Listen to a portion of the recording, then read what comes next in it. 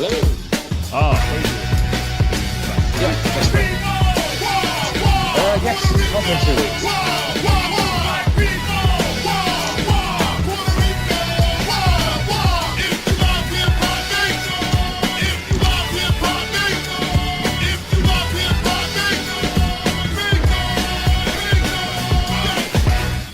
feel like I just put my headphones on when I'm doing it.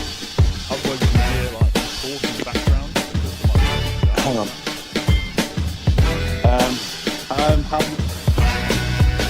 How am I coming through? Are you hearing me just fine? Yeah, I think you actually sound better than like the audio sounds better than And I get absolutely nothing.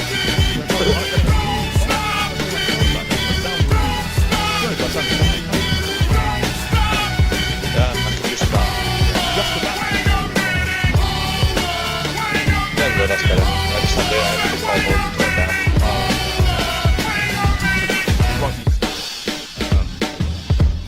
Oh. No, it's just the battery on my phone. It's actually dropped despite the fact that I've just put it on charge. Yeah.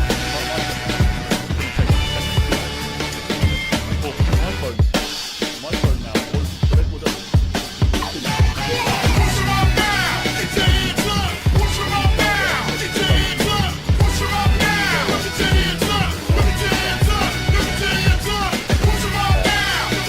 Oh, where it doesn't tell you what the battery is, or it tells you at a later time. Yeah. I think that's this.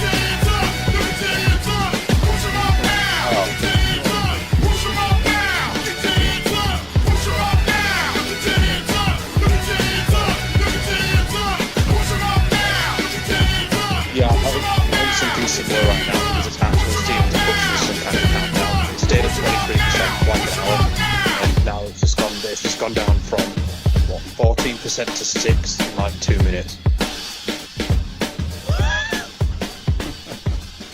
5. Yeah, sometimes a bit delayed, isn't it? There was supposed to be like a few of us on today, but it's only come down to us in the end. Everyone else has just like dropped out or not replied to messages, or I don't know why Gustavo can't come on because like he's on the chat, but I don't know, maybe it's really late where he is and like it's like ridiculously late or something, and it's like 3 in the morning or something. It should be earlier, shouldn't it? Because I mean, he's what? Is he on the East Coast? Yeah, he's in Virginia. Oh right, okay. Yeah, no, I mean it would be at a decent time, I suppose. He's busy with something else and he's just messaging as he goes along. Oh yeah, it's true. He might be like class or something, or at college or something like that. I don't know. Yeah, probably. God, my phone's gone down to like 2% now. What's the latest you can possibly delay this to? Because like my battery is like going to die any second. But I thought it was on a charge, so it can. It is charging. It's just charging very slowly, and it's just gone to. Huh. Okay, that's weird. What, has it gone up? It's at zero. It's just dropped to 0%, but it's still fine. Absolutely. Is that because it's attached to the wire, so therefore it does Yeah, still have enough battery coming through? So. I mean, do you want to? Should we gamble on it? I feel like gambling on it. Yeah, I'm not normally a gambling man, but fuck it, let's gamble. All right, Sometimes okay. gambling pays off. Sometimes. Well, here's to hoping. I mean, I often tell people the reason why I'm a socialist is because I'm not a gambling man and I like to cut my losses short. Because other people who are sort of more right-wing capitalists are like, oh, I'd rather stay as a capitalist because I might become a millionaire. But I'm just like, yeah, but the risk of becoming homeless doesn't sound great. Didn't you used to be a libertarian? Yeah.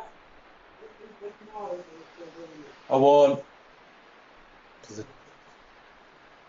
Yeah, no, I just finished it off. Right. Oh no, yeah, no, I was everything at some point. I was a libertarian at some point. Then I was a nationalist at some point. And then I was what? Sort of like a nationalist for a bit. Oh, right, okay. And then I was more of like a Stalinist for a bit. Or like a left-wing nationalist or like il-Douche type nationalist. Oh no, not like a fascist, but I was a bit more sort of like a conservative nationalist. So more Right. like, we need to we need to make Britain strong, but but not like white. Just just wave the Union Jack loads and sort of like, Britain needs to be strong. It needs to be independent from the EU. It needs to be strong. It needs to have sort of controlled immigration and But I still believed in like nationalising a bit of stuff back then. A bit more like Peter Hitchens. Right. Oh, yeah. I know exactly what you mean. Well, on the one hand, he hits the sort of social conservative and nationalist type notes, but at the same time, he's pro trade union and pro national the railways. Yeah, I was a bit like that, and then I sort of became more of a left wing nationalist, and then I just sort of became like who I am now, sort of more like an internationalist. Yeah. It's a strange route to take, but it's not actually that illogical when you think about it. I had a friend like you actually who he used to be quite conservative, but I mean I think his main sorry, hang on. Yeah, I mean he was quite a big fan, strangely enough, of Nicolas Sarkozy and his Union for a Popular Movement. In for some strange reason, he actually listed his political views on Facebook as UMP. I thought it was really, really odd, but I mean he was about 18 at the time, so I suppose it's forgivable. Yeah, I think when you're below sort of like 20, your political views can be sort of like all over the place a little bit. I mean, have you always had the same opinions, or have you changed? I don't really know. I mean, did you have like a right? I'm not dodging your question, but did you have like a right-wing political upbringing or anything like that? Very, well, more like a very Thatcherite upbringing. Kind of a bit nationalist. Yeah, but I can imagine like Thatcher saved this country. Yeah. The Union had the leaders, etc. Yeah. I've heard the narrative before, not from my own family. I actually had a pretty left-wing political upbringing. Like the first political memory I have is being with my mother outside of. You won't be familiar with like the sites in Halifax or anything like that, but in this alley behind this cloth hall called the Peace Hall, which, as we're reminded quite a lot, is like the oldest remaining cloth hall in Britain or something from like the pre-industrial years. In an alleyway behind that, behind this like massive building, was just some graffiti that said "fuck the poll tax," and I asked my mum what's the poll tax, and she just sort of moved my head away from it, not because it mentioned the poll tax, but because the word "fuck" was on the wall. Yeah, I mean, I'm quite sort of thankful for my right wing upbringing, though. I feel like it means that I've had those opinions before. I've been right wing, you know what I mean. I understand the arguments for and against it. Yeah. So I'm kind of glad, but yeah, I'm quite a bit left wing now. Especially compared to the family. But it's one of the reasons that I've actually tried to broaden my political horizons a little bit and engage with people I most definitely do not agree with. Yeah, no, it's good to do that. Because I hear the left-wing arguments all the time. Like on Facebook, I'm basically stuck in a bubble of like people who are mostly like avid Corbynites. But well, that's why. I didn't actually start like when I first sort of got politically engaged. I wouldn't say that I started out like left, maybe centre left, or maybe even in the centre. Considering that like I had certain opinions on like welfare and immigration that I find absolutely laughable now, and I ended up voting for the Liberal Democrats in the first election I could. Well, that's unforgivable, really, isn't it? Well, I don't know. I was 18 years old. I'm joking. There's a lot of things I don't forgive my younger self for, but that isn't actually one of them. I mean, the first people I voted for were the Tories, so I can't talk. Yeah. When I was 18, my first vote for the Conservatives. In 2015? I'm just there because you're 22 years old, is that right? Yeah, 2015, yeah. 3 years ago. Well, I've changed a lot in 3 years. Hello? Hello? Hello? Oh. I can hear you now. Hello? You cut out for a minute there. Oh, okay. Oh. Right. So I basically just missed like the entirety of either dead. It was either dead air or something you said. I'm not sure. I wasn't privy to that conversation of one. Yeah, I mean, what was it? The 2015 election, the first one you voted in? Yeah, I think so. Yeah, I think I was 18 around then. Yeah, so I've changed a lot in 3 years. No, I would have been 19 then, wouldn't I? No, I would have been 20 then. Yeah, but I would have been still in the first one, the first general election. You'd have just missed 2010 then, wouldn't you?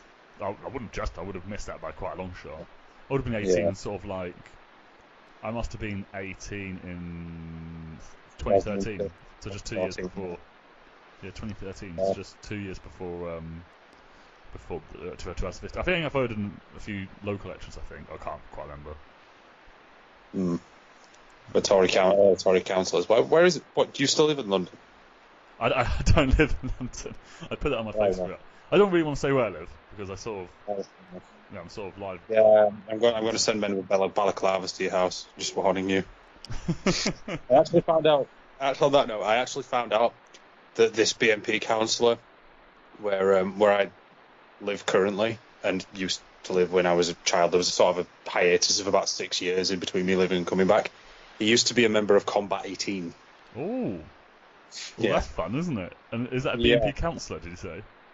Yeah. So like full on now. They've actually got elected councillors. Not anymore. Not anymore. Used to be. He was elected in like 2003 or 2004. Oh, okay. And I just remember, like, I didn't really have any other political views except that Thatcher was a bastard, but at the time it was like, yeah, I could tell the BNP were like evil Nazi shits.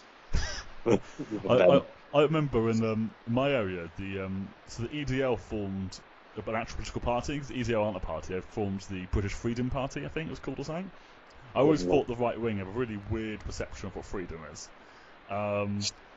But they formed that, and I remember one of my earliest memories is like loads of people reading about them being like, oh, these guys have all right policies. Because they didn't put anything like directly extreme. It's just kind of like, oh, we'll be tough on crime, and we'll like, stuff like that, and like, we'll be sorting everything out. And but I remember looking back to it and finding out they actually were just sort of like basically just the EDL essentially. They just set up a political party, and it's like, oh my fucking god, I can't believe we actually that close. I'm guessing nobody was sober enough to draw up a constitution then. I don't know if anyone looked to see if they had one. I remember just when they were like giving out flyers and shit, just going through what they had there. Yeah. And it was just kind of like, just like, we're going to be tough on crime, and we're going to be tough on extremism and crap like that, and like, there wasn't anything like sort of directly sort of, it was all kind of like dog whistling rather than sort of like, Oh God, yeah. I mean, it's been a tried and true tactic ever since the 1930s. To either dial down what you're actually saying or say something else altogether as a code word. Oh yeah. It's just the tactics become kind of more refined over the years to the point you have the Britain First school of Trojan horsing your way into the political discussion by posting pictures of like abused dogs or something like that. I remember that. Like, if you're against animal cruelty, and then all of a sudden you're just completely like hit with all this. All this like super racist shit. It's like a strange mix of like pro Ulster Unionist, pro Protestant Protestant extremist Northern Ireland stuff, but then like Britain First is it's a strange mix of like Christian extremism and racist nationalism. I guess the two aren't like mutually exclusive or anything. They do. When I think of extreme racists, I often don't think of Christians for some reason. Well, it's hard. It's hard to think of Jesus as a racist, isn't it?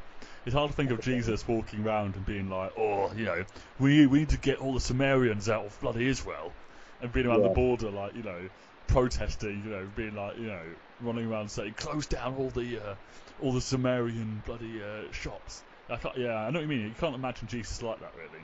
But I think it's to do with my my experience of other family members of my extended family who many of them happen to be very racist. So I know I've heard like many of the familiar tropes that racists come out with, and strangely enough, they don't tend to be like that loud and vocal about their religion. I mean, they were all sort of Christian, but culturally, like, yeah, but they weren't particularly loud about their religious convictions or anything like that. Whilst at the same time being, package this, package that, send them all back, etc., etc. Right. Anyways, instead of talking about our own personal histories, like indulging our narcissism on the internet, perhaps. Anything in particular? Oh, it is charging. It's 1% now. Oh, okay. So some sort of success there, isn't it?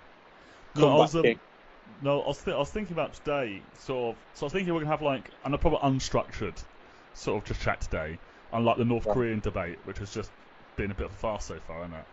But I was thinking maybe discuss what differences we actually have politically, because we're quite similar politically, but there are a few differences there, like on sort of like on foreign policy. I think we very much disagree on that. But then even when it comes to sort of economics a little bit, we do have a few disagreements. Yeah, I think the way I could differentiate myself between somebody like you. I get muddled up here. I think the way I could sort of set myself apart from, say, somebody like yourself is that I suppose my heart's in the same place, but my head isn't. If that makes any sense. Yeah, I get that. It's like I'd almost want certain things to be true, but I don't think that they are. If that makes any sense. But to be more specific, yeah, I mean, I wouldn't say I'm hawkish. I'd say I'm more of I'm skeptical, but not exactly dovish. Whereas on foreign policy, I would say it's a fair assessment that you are a very, very dovish, right? Well, it depends, because it's sort of like with the current British state, yeah, because I don't trust the government. It's not that I don't want to intervene. If we had the right government in, I'd be extremely aggressive. It's just I just don't feel like the British government or the American government in the sort of the way they're set up now or ever really have been. I don't feel like as you can probably guess, I feel like they're basically managers for the ruling class, for the business elite, and therefore when it comes to foreign policy, it's just about them expanding that, and they don't really actually care about people of the third world. It's just sort of about business interests and capturing resources. But if we had the right government, then actually I'd probably be a bit more like you. I'd probably be actually very hawkish, because I used to be quite hawkish when I was younger. I mean, when the Britain bombed Libya in 2011, I remember being like, yeah, this is great, this is brilliant, we're saving lives and all that, and we're taking down a dictator. But it's since my opinion on governments and sort of whose interests they work in has changed since then, that I've become much more of a dove when it comes to foreign policy. See, I would add another dimension to that, in that whilst obviously there's a lot of big money in politics, and that is going to influence policymakers, and that certain policymakers will be in a certain position because they have the backing of, let's say, certain moneyed individuals, like obviously the Conservatives do, and then Labour get a considerable amount of trade union money, but also some money, albeit decreasing so, from other interests. Yeah, gladly. A good thing it's decreasing. Yeah, I think I had Alan Sugar in mind. I said that, but there's the extra. Obviously, there's the extra dimension of accountability to the electorate. Although that's as much a matter of perception as anything else, because you can completely fuck something up, but if you can pass it off as a success, well, it still doesn't matter in terms of retaining power, I suppose. Yeah, but I mean, but if we look at like the invasion of Iraq, I mean, there was 3 million people in the streets, and they still invaded. 3 million, and I mean, I don't think there was much support for the bombing of Libya, or any of the other sort of intervention or foreign policy, or getting involved in the hawkish foreign policies, but yet they still do it because they know that in reality there's not really much that people can do about it, really. Well, I mean, a protest isn't. A protest turnout isn't the same thing as a ballot box turnout. That's the first thing. I mean, they might think, oh well, some of these people wouldn't vote the way we wanted anyway. They represent a certain constituency of people. that are lost to us, or in the case of, say, Tony Blair, they might have been so convinced that it was going to be a success that in the long run it would have reaped dividends for them. And then you got to have the factor of political conviction as well. Like, oh well, I'm an internationalist. If we top this horrible tyrant, well, everything will be fine. Obviously, but the thing is, though, but it was a tyrant that like the British and American state supported until he lost favour with them. So I don't know. I just find it hard, And then we have, I mean, I guess your argument would be that, but that's a different government. That's more sort of the conservative governments, the Republican governments who sort of supported Saddam and supported other sort of dictators like Pinochet and so on, and that Labour would be completely different. Is a completely different government, and therefore they've got the last government might have been pro-Saddam, but this government's anti-Saddam and so on. Would that be? Well, I guess the two things I take most into account when it comes to foreign intervention are not. I mean, obviously there's the motives, but then what the actual result would be. I mean, in the case of something like the Balkans in the 1990s, for example, like if like people like Radovan Karadzic and Radko Mladic had just been left to their own devices, it would have been a genocide. There would have been, massacres and ethnic cleansing on a pretty horrible scale, on a scale not seen in Europe since the Second World War. And when it comes to something like that, an intervention to stop that happening, but the motives of powers in intervening in that situation don't matter as much to me, if that makes any sense. It's more practical outcome than anything else. Yeah, I mean, Balkans a little bit is a bit different, but no, sorry, continue. I have a bit of a habit of interrupting people. I'm sorry about that. That's quite all right. I mean, it's an itch. I find it very, very tempting to scratch myself. So I know exactly where you're coming from. Believe me, I do. And well, yeah. I mean, the second thing is that the motives of foreign policy in the modern age are somewhat different than they were in the Cold War. I mean, in the Cold War, in the early days, especially in the early years of the Cold War, the primary motivating factor for the United States and the allied NATO countries was the policy of containment, which is basically wherever communism occurs, just stamp it out to stop it spreading. Because they were in a proxy conflict with another imperial power, but obviously never in direct conflict. Another imperial power in the form of the Soviet Union. But I thought socialism was such a failure; it just failed by itself. So America doesn't even have to intervene; it'll just fail. So it's odd that America's getting so worried about that. It's almost as if they think it actually might not fail if they just leave it by itself.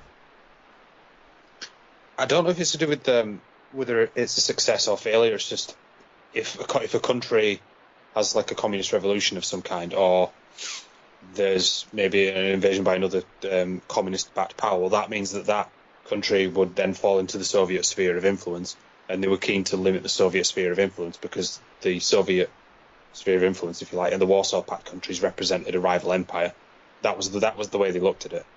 Yeah, I mean, it's all about just maintaining the American empire, essentially, isn't the American power? I mean, I'm not saying Russia wasn't. Yeah, I mean, I'll get abuse from other lefties, but yeah, I mean, I'm not going to say that the Soviet Union wasn't imperialist in many ways. But yeah, it's just about America maintaining its own power as well, isn't it? Oh yeah, I mean, protecting its own interests. I mean, if a country falls into the Soviet sphere of influence, the other thing is obviously you can't open up markets there, and I suppose that's against the economic interest of the United States as well. That's the other bit. And then, another influence on this is that you had people in power who were like wildly ideologically anti-communist. I mean, it's easy to assume of politicians and decision makers that they're just unbelievably cynical. But the thing is, I mean, oftentimes they do really believe in what they're doing. And I mean, at the time you had people who were like really wildly anti-communist, people like Douglas MacArthur, for example, who actually advocated bombing China in response to them crossing the Yalu River during the Korean War. Although he was swiftly put in his place by Truman. God, imagine that. Yeah, and that would have started World War III. Yeah, and Nixon, who was an incredibly paranoid, swivel-eyed freak. Like more than people realize. Like he actually thought that the people in the media were basically being controlled by the Jews and conspiring against him.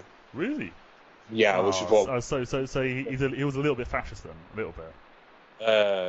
Yeah, there were fascist overtones there. I mean, he wasn't authoritarian. I mean, the war on drugs was actually meant to target constituencies of people that represented his political opposition. Yeah, like black people and Latinos. Black people and hippies. Yeah. That was the main motivation to do so. Like, I mean, but I thought the war on drugs was just all about because weed's so bad that people have to go to prison for like 10 years. I'm sure there were plenty of people who believed that, and plenty of people who still do. But for Nixon, that wasn't the case. I mean, it's worth worth listening to the Nixon tapes. They're quite revealing about what like a cynical, horrid little bigot Richard Nixon really was, and how it was a good thing that he was ousted. I mean, the things that Donald Trump is being accused of now, whilst they're worse than the things that Nixon eventually jumped before he was pushed for, they're nothing compared to the stuff that he's actually accused of doing besides that, which I'm sure that you probably know a little bit about, like the bombing of Cambodia, the scuttling of peace negotiations between the North and the South of Vietnam in order to win an election, basically scuttle the peace process, and then Johnson would lose the election and he could take power. Yeah. And then obviously, even after the various machinations of the often maligned on the left Henry Kissinger, for good reason, I would argue. As you alluded to before, the overthrow of Salvador Allende's government in Chile. Although the installation of Pinochet. Yeah, the US. Yeah. The role of the US in that was the role of the US in that was basically to hire like extreme right thugs to kill the head of the armed forces in Chile, General Schneider, in order to basically facilitate a military coup, because he wasn't keen on intervening. He insisted he wouldn't intervene. But then once he was out of the way and Pinochet took control, he was more than willing to do so because he was a fanatical right-wing ideologue. I mean, one of the main issues I have with Pinochet and people excusing him is that people excuse him saying, but Chile was going to have a civil war if Pinochet didn't step in. Okay, a civil war is a nasty experience. I'm not going to say that. But do you know what else is a nasty experience? Having a military coup, an extremely authoritarian regime which still massacred people en masse, and built essentially concentration camps to throw people in and threw people off helicopters. That's also a pretty bad experience, to be honest. I'm not going to lie. I think between a civil war and being forced to live under a totalitarian regime, I think I might actually go with the civil war option. Actually, I mean, the way that some people try to excuse Pinochet, or the fact that he's being sort of glorified in internet culture, is just it's actually quite, especially from a bunch of people who claim that they're bloody ANCAPs and they're anarchists, they don't like the state, libertarians and the like. Yeah, it's just I mean, you see, one of the reasons why I think foreign policy still hasn't actually really changed since the Cold War, because that's one of our main differences in opinion, isn't it? Is that sort of you sort of believe obviously it's changed quite a bit now since the Cold War, and because we live in a world rather than a bipolar one.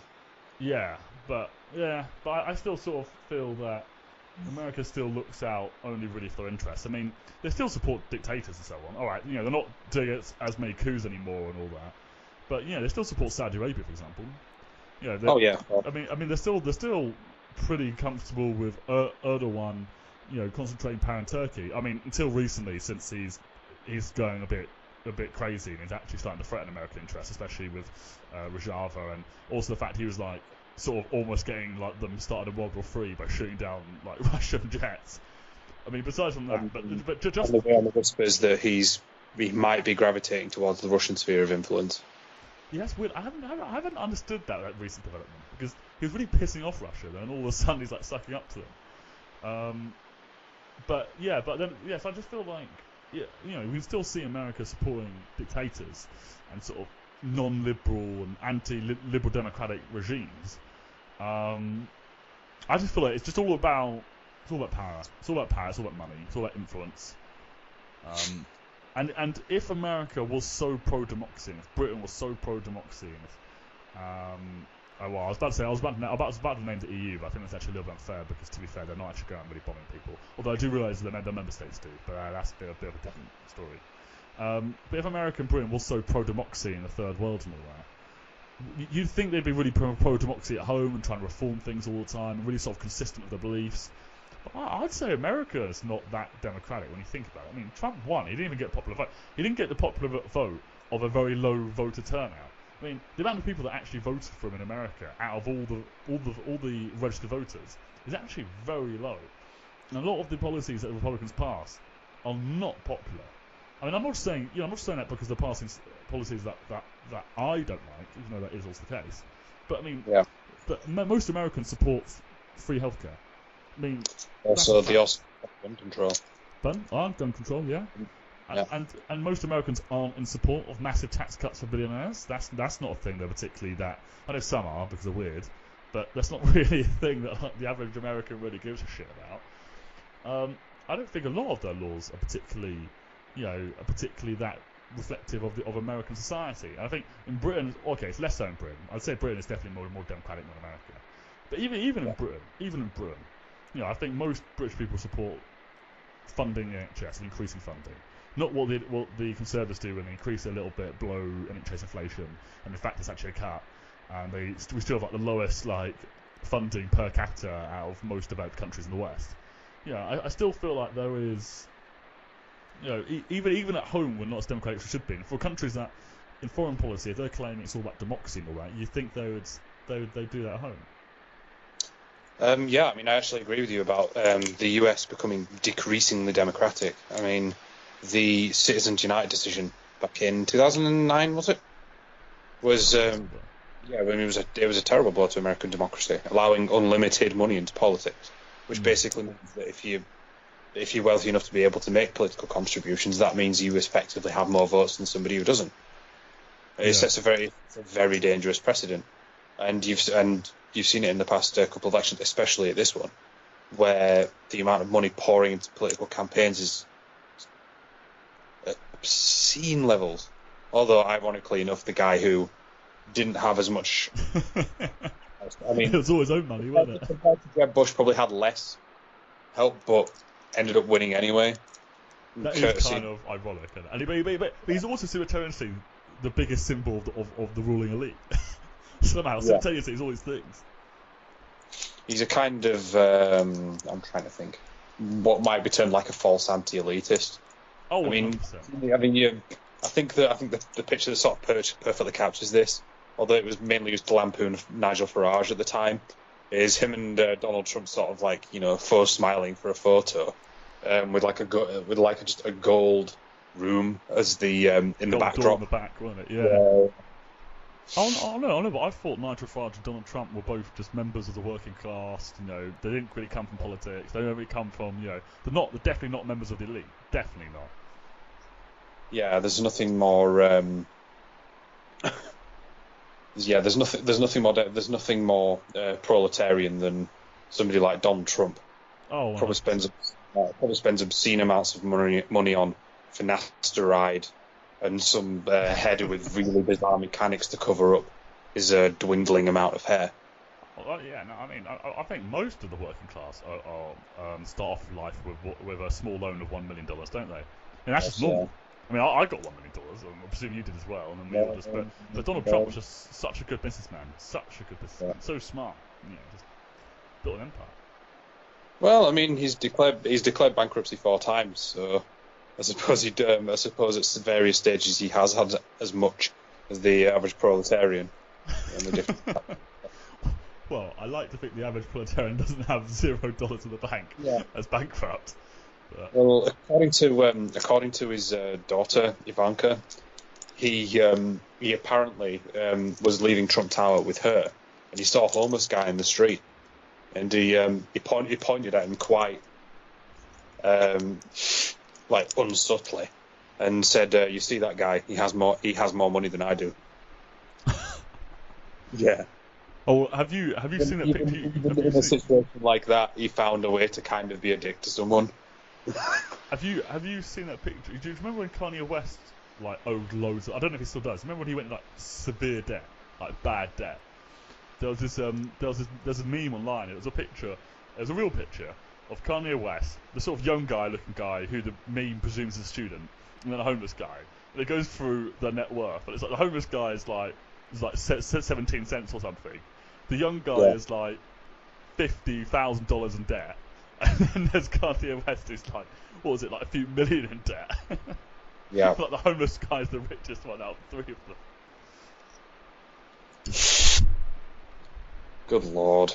Yeah, I vaguely recall something about it, but I must admit I wasn't really paying a great deal of attention because, in truth, I couldn't really give a shit about Kanye West at all. You don't care about everything that happens between the Kardashians, such as. I mean, as riveting as it is, and I'm sure that I'm missing out. I'm not really a fan of that kind of thing.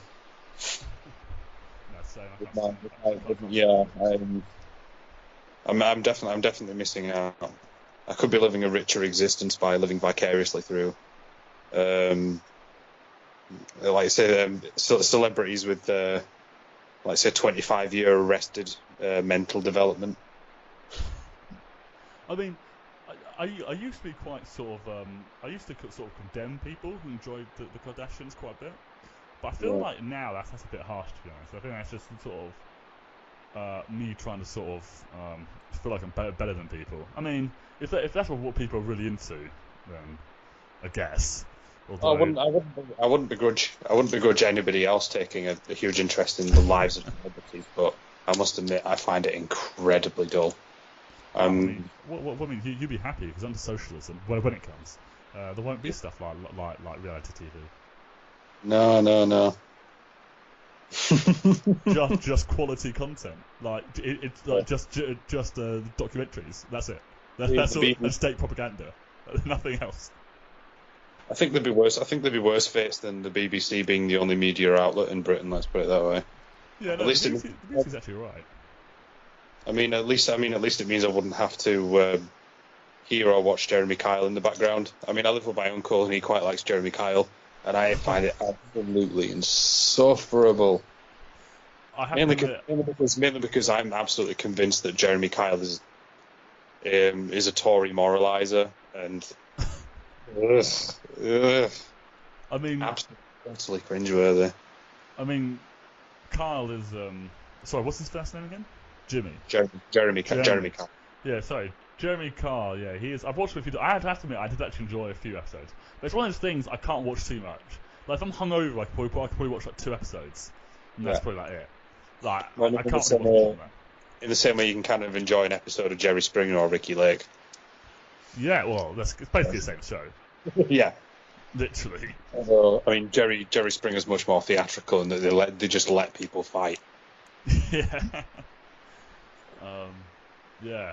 Should we go back to politics? Yeah. We both have like a penchant for sort of going off track, don't we? I've noticed that. Yeah, but I mean, I think so. Basically, what we're going to do on the show, I think we're going to have some episodes are going to be very structured, and some are going to be not structured. And so far, all of them are not been structured. But I think non-structured ones are all right. Now and again, it's just like people just like having a good laugh in it and all that. That's all right. Well, I mean, I'm enjoying this conversation. I don't really care if 100 other people don't. I'm sure someone will. I mean, there's about 6 billion people in the world. I'm sure one of them has to also enjoy this. Well, we've got Gustavo. Yeah, but he might not enjoy this. I'm not joking now. Yeah, I mean, I'm sure he would. It's a shame he's not on actually.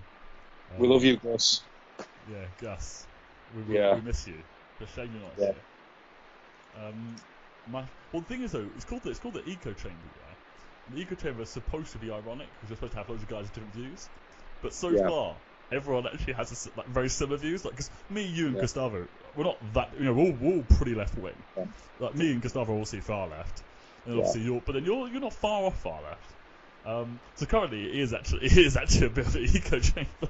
So it's not even like ironic. It's just like I'd probably be considered far left, technically, in British politics.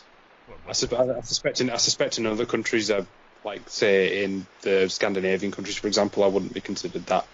I wouldn't be considered that left wing. I'd be a fairly orthodox social democrat, I imagine.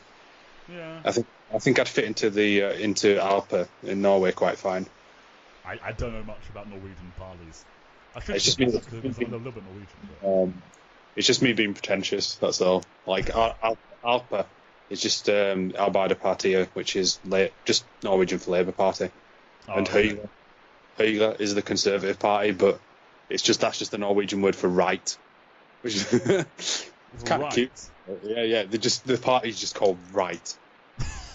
Quite a cute way of putting it, actually. So where do we? So economically and politically, we disagree on.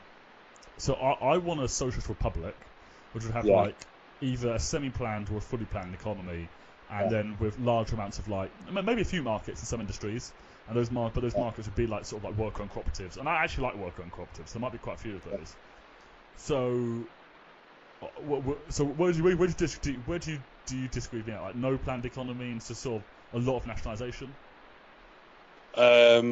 Well, I would say probably the best way to sum up my own position is like social democratic, liberal democracy is probably the best way to describe it.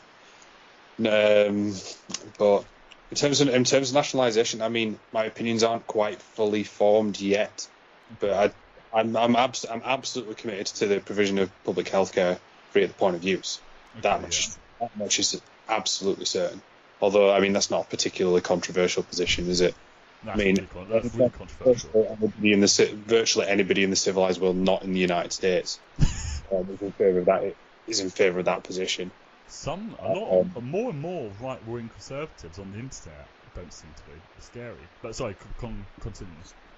Yeah, I mean, they're getting I don't want to say they're getting increasingly confident. I think they're becoming increasingly won over by some would say, planned failure of the NHS. But where do you stand on like nationalised like manufacturing, or So would you or banking? Would you be against nationalised banking or like a few nationalised factories?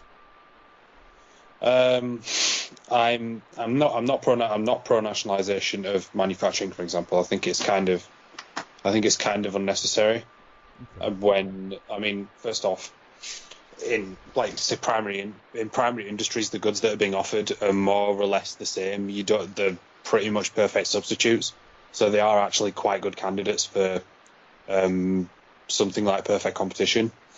Okay. But yeah, so I don't think it's necessary. I mean, oh crap, battery's getting low. It's a very finicky charger. Hang on, I'll just have to adjust it for a second. There we go. And on... Right, just give me a second. To adjust this.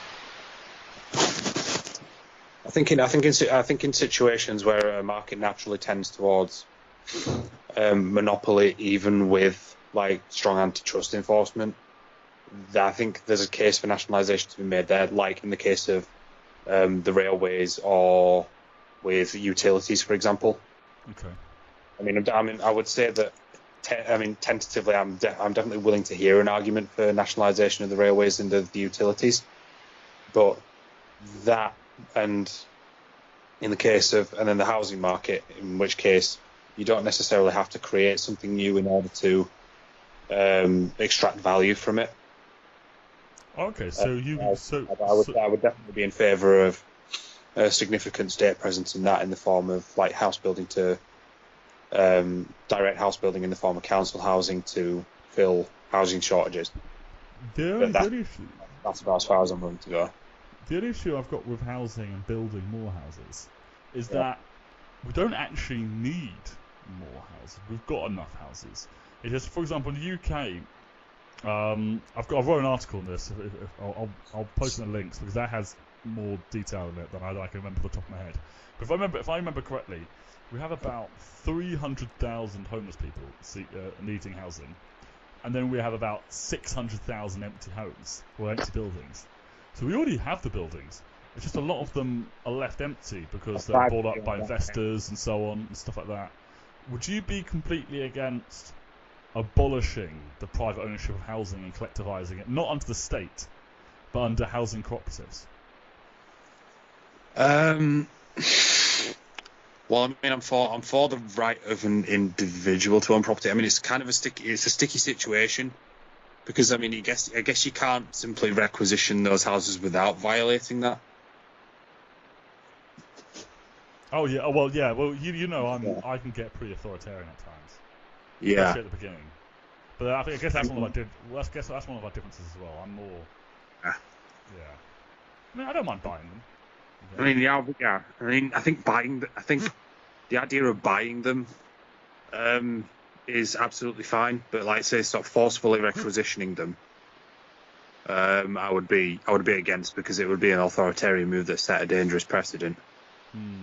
But I mean, if the state has the right to arbitrarily. Oh. Gustavo's saying something. Oh. I don't know if he's talking to on housing.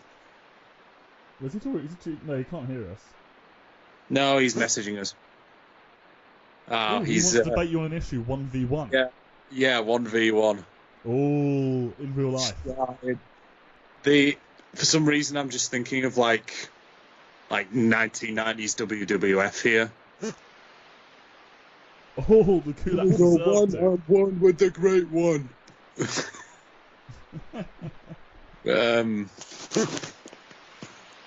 He wants to debate me about whether the Kulaks deserved it.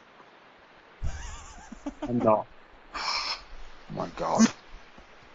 Oh my god. I'm not. I can't really do Wednesday. That's fine. We'll arrange it. We'll do it at the weekend or something. Because obviously, I'm not. I'd like to be involved in that. Maybe it's like an intermediary. I really don't want to argue that. Oh my god, I don't care what Jason Unruh says. I really do not give a fuck what he thinks. I honestly don't care at all. Jason might actually end up listening to this. Yeah, the guy. Yeah, I know. They're only hearing half of the conversation here. I mean, I'm assuming Gus is listening, so. No, we're not actually broadcasting it. Let's get recorded and I'll post it afterwards. Yeah. I guess I can say what he said. He said, "Wait, Mr. at Fabian Vanham, sir, I would love to debate you, sir, on that one issue, 1v1. Stalin did nothing wrong. Kulaks deserves it. Sorry, Jay, the big tanky, so I take after him." But it's just, I don't. It's like debating David Irving on Auschwitz. It really is. It's like, I mean, there's no other way I can put it. It's like Jason Unruh thinks that there's democracy in North Korea because North Korean state television showed people voting. That's his argument for there being democracy in North Korea, which is absolutely absurd. I mean, I've had debates with people about North Korea before. It's just the only issue I've got is, if it is a democracy, I'm not saying it isn't, I'm not saying it is, because I don't feel like I actually have enough evidence. I don't feel like, I don't feel like we're really going to find out what's actually going on in North Korea until it eventually collapses, or it somehow wins and just takes over the world, and then we'll find out then what actually goes on there. It's sort of like the Soviet Union, like, the Iron Curtain. Like, no one really knew what was going on in Russia until we found out afterwards. And actually, like, people weren't actually starving and everything. I know people did for a bit, but then overall, the Soviet Union had a higher calorie intake than USA. I don't know why I'm saying that. But yeah, what was I saying? Oh yeah, but North Korea. Yeah, when people say it's a democracy, like, if it is, I just find it hard to believe they'd elect the same people every single time, and that every single time someone from the Kim dynasty would win. And then people said to me, "Oh, you're being racist because it's the culture that they elect the leaders of the leaders." Circumstantially, circumstantially, you can infer from that it's not a democracy. You don't get a direct line of succession between sons for roughly 70 years in a democracy. It just doesn't happen. Other people have told me that that's a racist statement to make because culturally the Koreans do that. Even though if there is a cultural thing, surely from a socialist and communist perspective that should be deconstructed immediately, because that's like, you could say culturally in the UK British people have a monarchy culturally. Okay, I mean you could argue that, but that should be something that should be deconstructed. If the UK people were royalists, they should be convinced not to be royalists, and that should be taken out of British culture. And then, from a socialist and communist perspective, I don't know what your opinion on the monarchy is. I'm absolutely a Republican. Oh, good. I mean, right. I mean, the monarchy is an anachronism. It's as simple as that. It's a holdover from the days when they were where the status quo was that there were basically different classes of people, and people in the class above you were, well, unambiguously better than you. That there were two, or to put it as Thomas Paine did in Rights of Man, they were born into this world two classes of men, one born to rule and one born to serve. It's a grotesque principle. Now, obviously, the current monarchy doesn't have any of that kind of authority, but it's a holdover from that. And it's simple, isn't it? And it's entirely redundant. It's completely redundant. But what about all the tourism and how and how also they give most of the Crown Estate to us? I mean, personally, I would just take the Crown Estate and be like, look, no one in your family has literally ever worked for the Crown Estate. You took it by force a long time ago. I'll just take that. I mean, yeah, I'd keep that. I mean, you might think that's authoritarian again, me just confiscating property. Yeah, I mean, in that sense, it is kind of a difficult issue because they do own a huge amount of private property, don't they? I mean, as much as it was taken away, hundreds of years ago from people, by people who are dead, from people who are dead.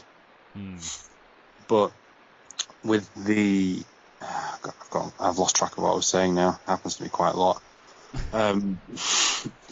Yeah, I mean, there's just, the hereditary principle itself is just, it is completely morally bankrupt, and and the idea that somehow tourism makes it necessary is completely bonkers, because many of these properties are shut.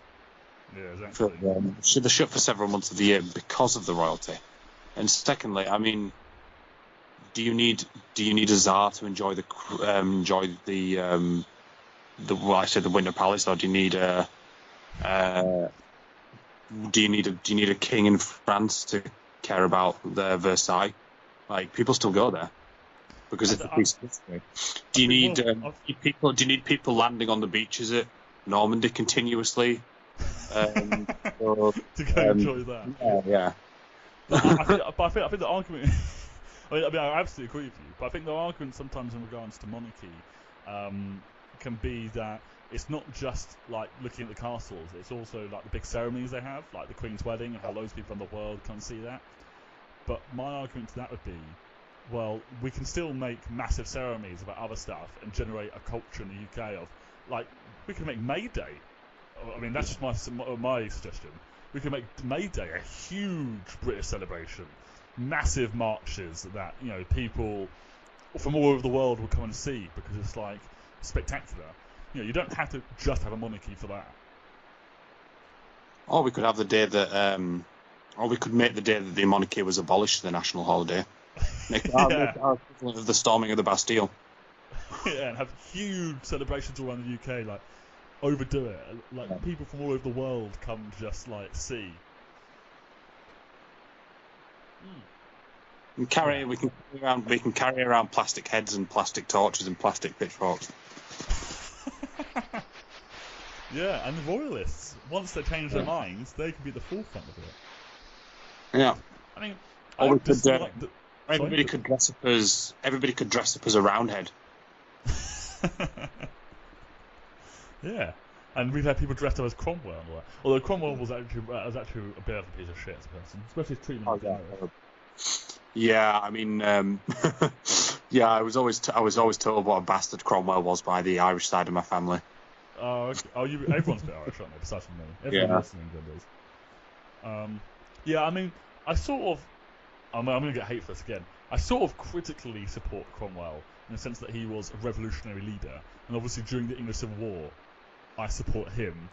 Oh, I mean, I know there was a few prototypes of very early prototype anarchist and like communist groups during the Civil War, but they weren't particularly major groups, and it was like severely premature socialism and communism that was crushed like within days. So I'm not really going. I'm like, if you're Marxist, then you have to believe you have to go for capitalism before we can go through socialism.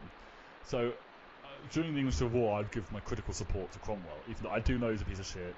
I do know how badly he treated the Irish and all that, which I think that's why I'm critically support him, because I'm critical of that. But he's still probably the progressive force during the English Civil War. Rather than intransigent Charles I. Was it Charles I or was it Charles II? I always forget. I think it's Charles Charles II. I. Charles II, right? I think it was. I'm not sure actually. I think Charles II might be his son. His son, who was also called Charles, was invited back. Yeah, I remember that. Invited back to Britain. He might have been Charles II. I'm not 100% sure. Like, my English Civil War is extremely rusty. I've not done it since high school. I'm literally looking at now. Charles. I'm going to type in Charles I and see what it says about it. Like, it would say pretty quickly if he was the king during the English Civil War, wouldn't it? Yeah. Until his execution in 1649, I think it might be him. It says he was executed. Yes, Charles I, yeah. Yeah, and then there's his son, Charles. I think it's actually quite disgusting, though, that the Parliament brought back the monarchy. Like, come on, guys, why can't we just stay as the Commonwealth? And Cromwell was drawn and quartered posthumously as well. Yeah, I mean, he was dead by this point, but yeah, still disrespectful, isn't it? Yeah. Maybe when we become a republic, we should dig up Charles II and hang. But there won't be anything left. It'll literally just be like rust your bones. Well, we found the remains of Richard III were found in a car park in Leicester a few years ago. I guess we could use him as a substitute.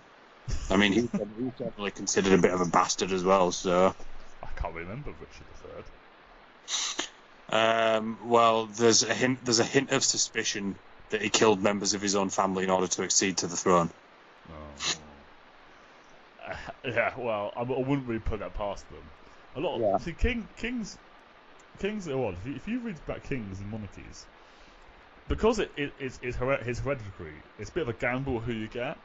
But you normally get two types. You either have a king who's a bit of a wimp, doesn't want to fight, and just because these were military leaders back then. It was a military caste, so you had to fight in order to maintain power.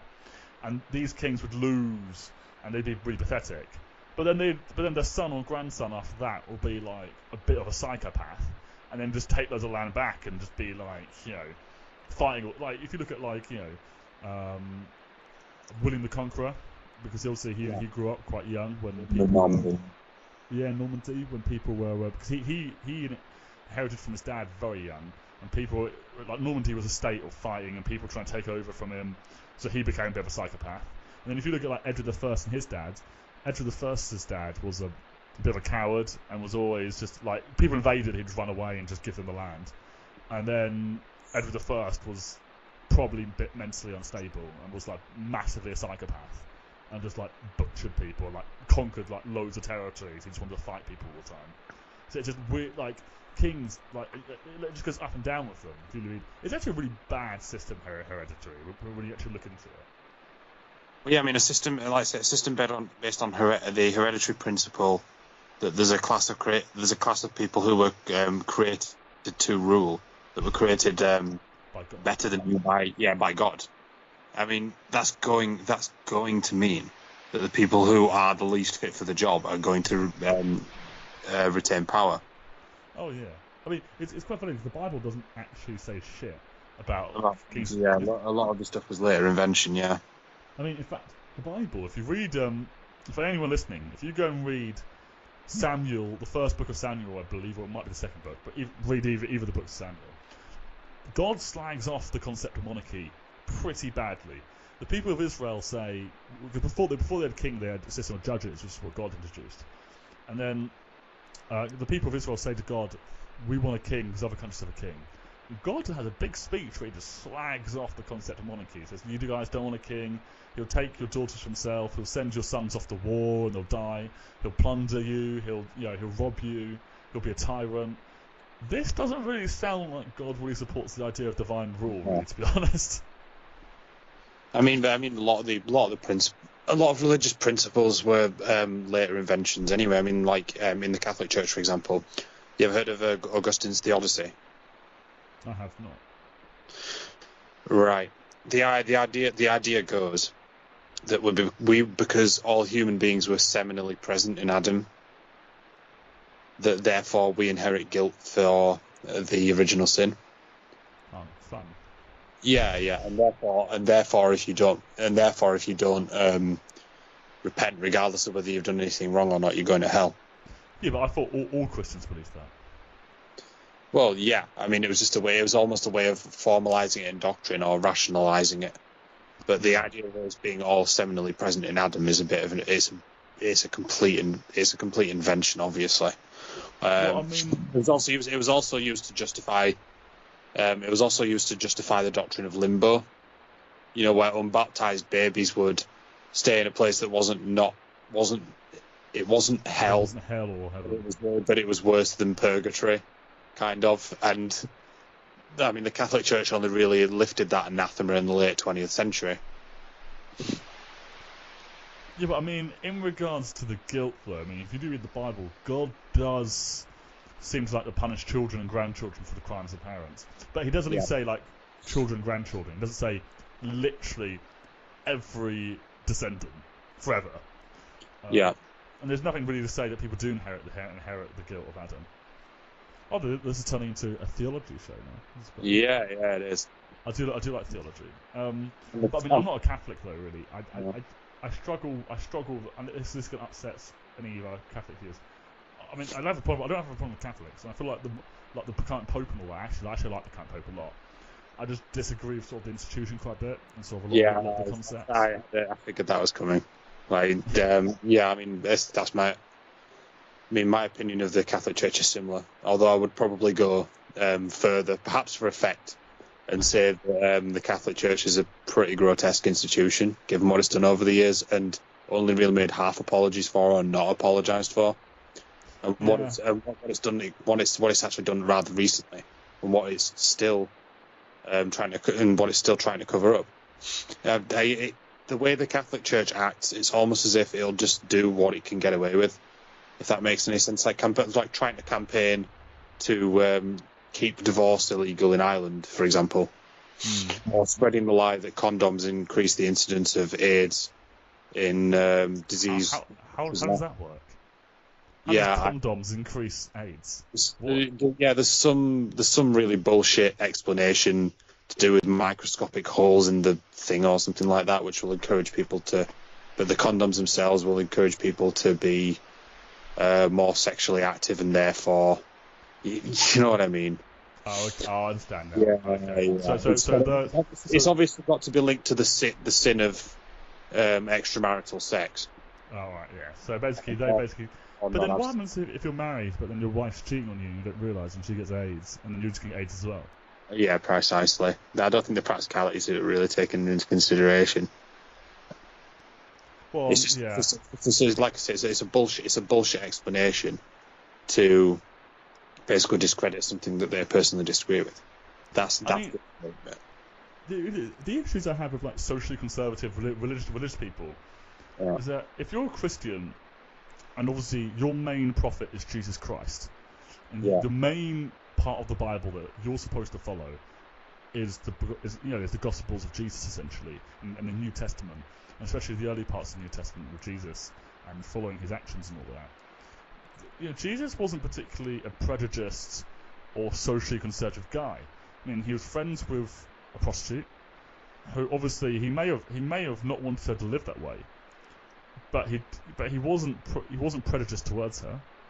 He went around. He didn't really go around.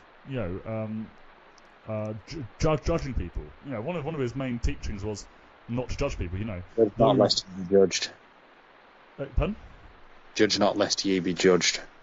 Yeah, well, I mean, I was thinking of the part. Oh, I can't remember what it is. With the stones, those without sin throw the first stone. He who is without sin cast the first stone. Exactly, yeah. Yeah. And Jesus never like homosexuality. Jesus never talks about homosexuality, and homosexuality is mentioned 2 times in the Bible, and it's not mentioned in any of the important parts. It's not mentioned in the part with Jesus. It's not mentioned in any of the 10 commands of God with Moses. It's mentioned in the part of the Bible where it talks about sacrificing animals and not mixing fabrics. Yeah. And not mixing fabrics, of course. Sorry, mixing fabrics, of course, being a capital crime. Lest we forget. Yeah. Oh yeah. And so these people who go on about God's against gays. Okay, are they off sacrificing cows and and not mixing fabrics and not masturbating as well and doing like all this other shit that like Jesus never talks about and isn't even like a major sin in the Bible? But they'll go and kill homosexuals for it, even though killing is a major sin. Like God pretty condemns that. Well, the commandment is thou shalt not murder, and murder always comes with an asterisk. Yeah, but well, I guess they try and justify it, but well, it's not murder if you kill this person or that person. They've committed a grave sin, and therefore this is their punishment. That's always the justification of it for it from theocrats. Yeah, I mean, it's a bad way. It's quite. Yeah, I know what you're saying. I feel like it'd be interesting to know if well, I mean, I'm not sure if you're religious, but it'd be interesting to know if that's what God meant, or whoever wrote the Bible meant, because obviously it's been translated so many times, we've sort of lost the meaning a little bit. If God meant murder or just killing in general, if you know what I mean. Although, I mean, even as late as monarchs, at least in Britain, they did have access to the original Hebrew Bibles. They weren't lost to time. I mean, Henry VIII actually consulted. He actually consulted the Hebrew version of the Bible as a justification for his divorce from Catherine of Aragon. Do we still have original Bibles around them? There must be some in the Catholic Church and like some Church of England. I would presume so, that there would be Hebrew Bibles. Yeah. I bet they're expensive. Very. Well, I bet they're not for sale. Yeah. But if they were, well, they'd be priceless. I mean, the Catholic Church, come on, mate. If they haven't got an original Bible, then what's the fucking point? Well, for some reason, completely unbeknownst to me, I mean, Latin is the primary language they use, isn't it? So it's because of the Roman Church. Yeah. I mean, they're the only legacy of Rome. I mean, Rome. You have to think that Rome is a real achievement because it's lasted so long, and it's got so many legacies. And I guess the Roman Church now is their biggest legacy. There's no country calling themselves Rome anymore. That ended with Russia, but they've still got a few legacies left. And the end of the Ottoman Empire, because the Ottomans and the Russian Tsar both believe they were Rome. Yeah, I mean, well, Tsar is the Russian transliteration of Caesar. Yeah, no, right, yeah. Which is why it's sometimes spelled CZAR, which makes it a little bit more obvious. Yeah, no, I've seen that. Yeah. Yeah. And then the Ottomans also claimed that they were the successors of Rome. So they conquered the eastern half of the Roman Empire. That's right. The Byzantine Empire in what was it now? It was in the mid 15th century. Yeah, I believe you're right. Yeah. Or 16th. It was about 1500s. It was 14 something. I can't remember exactly. It was either in the 1450s or 1460s. Yeah, that Constantinople finally fell. Yeah, Constantinople fell, but when they actually captured all the land, when the Byzantine Empire, all these sort of traditional territory. Also like disparate successor states like Trebizond and stuff. They eventually all fell by about the 1470s. Oh, okay. I thought it was more like 1500s. Oh, okay. Well. Yeah, but I mean the Roman civilization lasted for, well, at an absolute minimum, it is about roughly about years? about 2,000 years, totally. 2,000 years. Yeah, nearly 2,000 years. Well, if we're talking about the legacy and all that, and the successor countries, the Well, actual oh God, Byzantium. Yeah, the Byzantine Empire was the eastern half of the Roman Empire, and they considered themselves Romans. In fact, the capital of the Roman Empire, whilst the Western Roman Empire still stood, had been moved to Constantinople in 334 CE, I think it was, by Constantine. So I mean, it was the eastern half of the Roman Empire. Yeah, I mean I know that, but they lasted for about 1,000 years after the fall of the West. Yeah, 2,000 years. It's more like sort of 1,000. So from 476 AD to I think it was 1452. When the Ottoman. It's about 1,000 years. Yeah. Yes, it's about 1,000 years, and then Rome itself. I don't know if we know exactly when the Roman civilization started, because obviously the origin stories that come from Rome. It's eternal.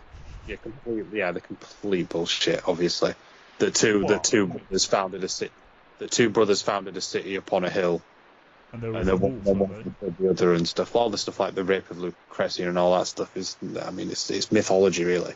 We don't. I mean, I don't know if it's known exactly when the city of Rome was founded, if you like, or really how.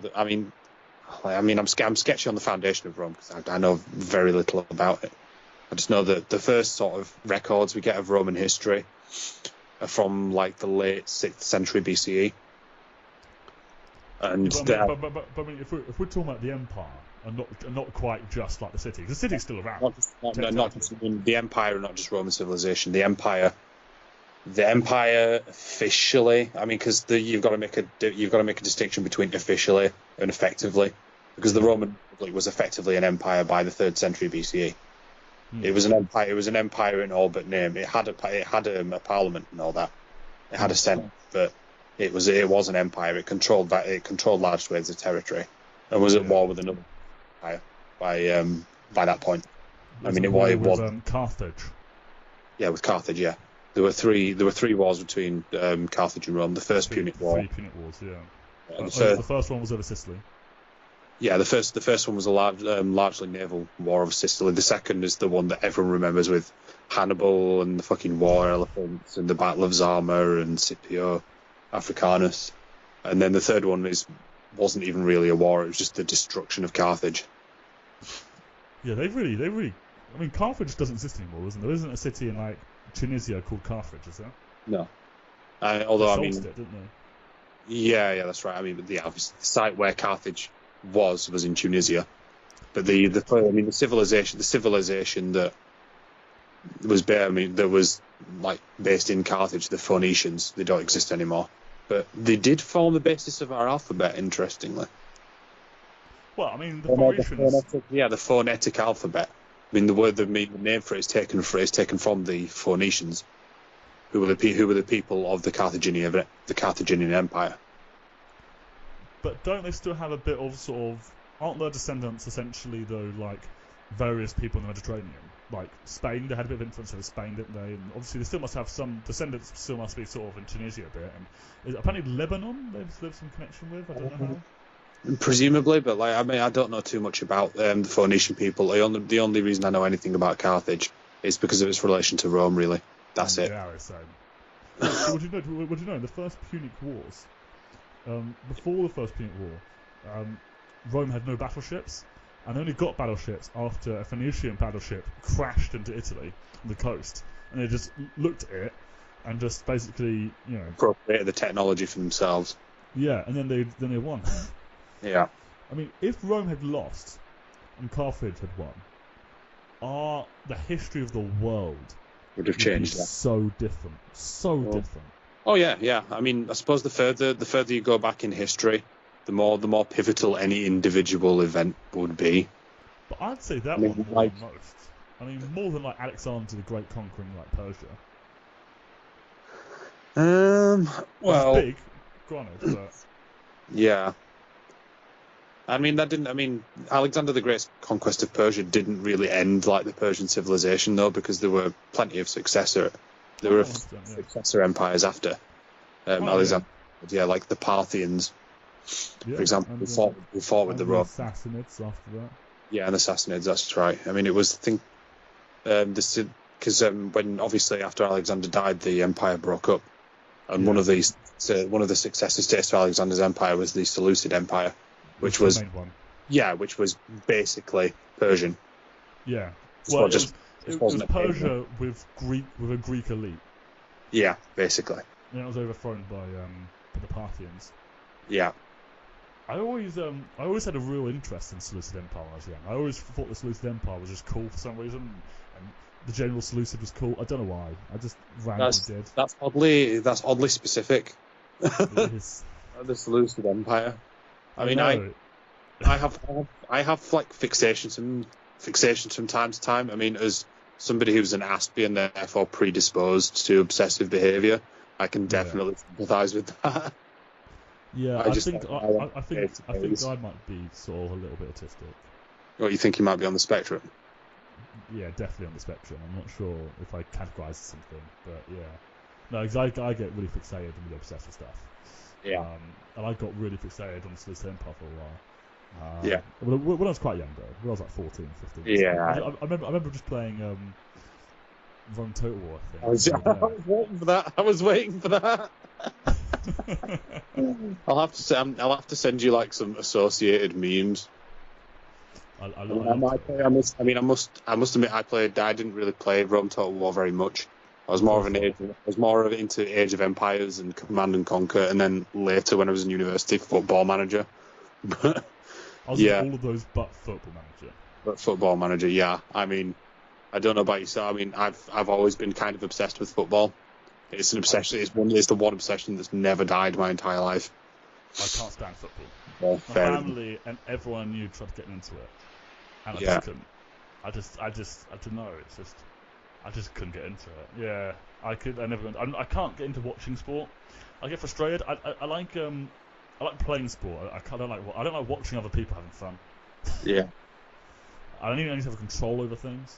I certainly enjoy football, playing football more than watching it. Yeah. But there's a certain joy at watching it. I mean, I guess I'll just have to convert you in one of my strictly voluntary sporting re-education centres. Well, you're starting to sound more like us now, aren't you, with the re-education camps? As they said at my trial, I mean, I had to save these people. I had to bring them back into the people's community. And it was completely voluntary. It's for their own good. Yeah. I mean, are people who don't like football are they really people? Yeah. Well, I mean, they're lesser people. Yeah. I mean, for want of a better term, they're unmention. Oh, dark. Well, I mean, I already started by quoting Hermann Goering, so I set a precedent there. Yeah. not always the best people. Yeah. Instead of talking about like sporting re-education centres, he meant like Dachau and Sachsenhausen and Buchenwald. But yeah. But no, I always loved Total War. Total War was sick. I still like it, actually. I still play. Have you played Warhammer Total War? No, I haven't. That's pretty good. It's kind of like normal Total Wars. We have like monsters and shit. And it's really scary. I like it. I like being scared. I do like a good crossover. Tekken X Street Fighter, Simpsons Chess. Simpsons Chess? Yeah, it was a thing. I had a Simpsons chessboard when I was a kid. I think there's an everything chess though, isn't there? Yeah. There was. I played chocolate chess over Christmas. Here's a good business plan. Hillary versus Donald Trump chess. Oh my god! Yeah, you could have Bill Clinton as the king, couldn't you? Yeah. Or have a role reversal with like Hillary Clinton as the king and like Bill Clinton as her attack dog and therefore the queen. And Bernie for some reason on Hillary's side, just like something like the bishop was like. Yeah. You have Tony and John Podesta as the rooks. And then on Trump's side, you can have I don't know, like Steve all like Bannon Bannon. and shit like that. Yeah. Steve Bannon as the bishops, obviously. No, Steve Bannon as the Queen. As his main attack dog. No. But I mean, Bannon is the high priest of his like very ill-defined political ideology. He's Well, the he was until he kicked him out. He was Trump's Goebbels. He was, and then he lost favour, didn't he? Yeah. And now he's sort of on our side, and it's weird. He's sort of in the opposition, and it's like, what are you doing with us? But he's with us. And then who'd be Trump's queen? It has to be Ivanka. Maybe. Not his actual wife. It has to be his daughter. Him as the king and her as the queen. I mean, he did say that if he wasn't related to her, he'd date her. So that's enough. And then who'd be his castles and his Who would be his thoughts? Let's see. Trump's rooks. Vladimir Putin. Maybe, yeah. But then we have loads of people. Yeah, could do. Yeah, I mean the point is to trigger people. Like, the Steve Bannon piece could be something that isn't like used at the start of the game, but when you when the white team, when one team gets a pawn to the other side, when the opposing team, the Democrat team, gets a pawn to the other side, and they get a piece that they want, they can bring out Steve Bannon as any piece that they want. Yeah, that's good too. Yeah, but everyone will just make them the queen though, won't they? Queen's Yeah. Queen Bannon. I like that. And then Trump has two queens. No. Alex Jones. Alex Jones could be his bishop. Alex. Yeah, that's the one. Alex Jones. Yeah. Alex Jones is like the high priest of Trumpism. He's got to be like squat and red though, of course. Oh, of course, yeah. And then we have, like, he's not as powerful as he thinks he is. Yeah. I like one bishop as, like, I don't know, Alex Jones aged 35, and then like the other bishop could be Alex Jones aged 40, which would basically just be Alex Jones but slightly fatter and with a slightly more receded hairline and slightly redder. No. One's Alex Jones before male vitality, and the other one's Alex Jones after male vitality. And they look exactly the same. Super male vitality. One's just slightly more red. That's it. Have you seen that picture? Are you doubting the wisdom of the ancients, Mark? Well, apparently, super male vitality is actually quite dangerous. It's got tin in it or lead or something. It's not actually healthy at all. It's like really bad for you. Oh. Well, thank God they didn't put the aluminium or mercury in vaccines in it. Is it? I think it might. They've got something in it. I think it might be aluminium in it. It's got something that's nasty. But then but if you heard of their super brain force that Paul Joseph Watson has twice a day, so obviously, oh my God, that's what makes him an intellectual. If we want to have the same intellect as Paul Joseph Watson, then we need to have brain force or whatever the fuck it's called. And that's what's that? And that's got soy in it. Yeah, I mean, so he's a soy boy. Say again. So Paul Joseph Watson's a soy boy. Yeah, something like that. And I must admit, he holds a special place in my heart. Like, I mean, I have a special hatred for Paul Joseph Watson. And it's only because he has the same accent as me. No other fucking reason. Well, it's not exactly the same because he's from I think he's from Sheffield or something. But yeah, I just find him so, and that annoying cadence he has when he speaks as well. Imagine my shock. But also, what I find funny is that he sort of goes on about like alpha males and all that and shit, and but he's not even like a big guy. You see his arms; they're fucking skinny. Yeah. I mean, he looks like. He sort of looks like. I mean, he's like 35 or 36, which kind of surprised me actually. I don't think he looks that old, but he sort of reminds me of like a slightly aged version of that like 17-year-old fuckboy you knew from school. Like that's what he fucking looks like. He looks like a 17-year-old fuckboy. No, but I mean, have you seen the video of him with a shirt on, topless? He's trying to look like kind of like sexy and shit, but he's like so skinny. Yeah. Like, the guy, like, Christ, I'm like, fucking hell, I want to go and give him some food. I mean, like, you know, I'm reasonably skinny. I think I'm actually bigger than him though, which is man, that's a scary thought. That's like an achievement to be skinnier than me. But he's. But I mean, I wouldn't bring it up normally because obviously, you know, I don't like body shame people and that. But it's just the fact that obviously he's always going to be like alpha males and shit like that. All alphas. I think when you talk like that, you almost bring it on yourself. Yeah, exactly. Yeah. He goes on about like soy boys and how they're feminized. But yeah, you invite ridicule when you speak like that. To be honest, like if you live in I mean, as the saying goes, if you live in a glass house, don't throw stones. Yeah, exactly. 100%. But it's like, yeah, exactly. He goes on about feminized males and the feminized West. He's a fucking feminized male.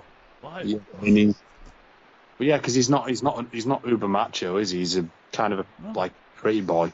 He's a pretty boy. 100%. Yeah, in a prison, man, he wouldn't survive American prison. He'd be someone's bitch. 100%. I could imagine Paul Joseph Watson as an ironic gay icon. I must admit. Oh, well, I mean, there's this video.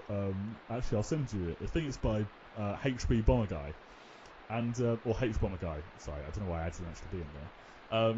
And he goes and he's taking the piss out of a Paul Joseph Watson video, and Paul Joseph Watson's going on about women and how they're naturally weaker than men, and he shows a video of what he calls the world's strongest woman having an arm wrestle with what he calls the average man, and what is apparently the average man wins. But it turns out later the average man is actually also a bodybuilder, and like he's huge. Like if you see the video, the guy is not small. And then H Bomber Guy, he goes, "Oh yeah, like that guy's the average man, is he?" And he just zooms in on Paul Joseph Watson's arms. He's like, "Oh, you know," he's like, "Oh, Paul Joseph Watson, you're an average man. Why don't you go and give the world's strongest woman an arm wrestle?"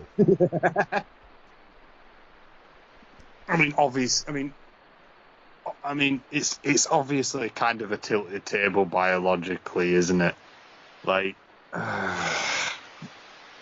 it's a bit. Yeah. It is kind of ridiculous, like to almost compare like the moral worth of women and men on the basis of one being more genetically predisposed to athletic performance is a bit ridiculous. Yeah, no, I mean, obviously men. It's easy, you know, they can get stronger than women, but the difference in strength is a lot smaller than like what people like Paul Joseph Watson try to make out. Like, the world's strongest woman is a lot bigger than like the average man. Yeah, like 100%. Like I consider myself I consider myself pre-average, and she's a lot bigger than me. Like she's definitely a lot bigger than Paul Joseph Watson, like a lot bigger.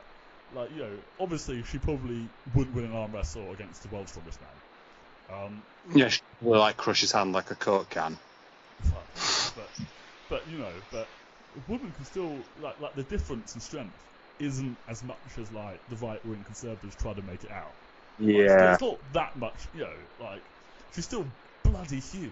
You know, have you seen that Russian bodybuilder woman? There are loads of videos of her. I don't know if you saw it. She was like blonde and shit. I must admit, I don't look at pictures of bodybuilders on the internet much. No, I don't either. But there was, you might make us sound like a weirdo now. No, but there was like people posting it. I'm teasing you. There was like a video on Vice or something, but she was like fucking massive. Like she was huge. But then she's Russian, so she's just bigger in general. Just stronger in general. I mean, when I think of athletic women, I do sort of think more of somebody of like a similar build to a cage fighter rather than somebody who's like jacked up to the extreme. But then I mean, most male athletes aren't that jacked, even when they're like professional fighters and stuff like that. I mean, if you compare, professional fighters are generally a lot skinnier than bodybuilders, because to be a fighter, you don't actually want to have like too much mass, because you need to be agile, you need to have agility, and you need to be quick as well. Precisely, yeah. Meanwhile, bodybuilders, like a bodybuilder, like a really big bodybuilder, there's obviously different variants. Like your average bodybuilder in the gym isn't a massive, but he's actually probably quite a good size to be a fighter. Yeah. but like the huge bodybuilders, the world's biggest ones, in a fight. I mean, obviously, I don't want to walk myself into anything. Obviously, they win against me. All right, obviously, like, I don't want to do a Paul Joseph Watson to myself. But yeah, they're not really made for fighting because they don't have the agility or the stamina. Their muscular hypertrophy isn't necessarily functional either. I mean, I do know a little bit about this actually, as it happens. There are two sort of types of muscular hypertrophy.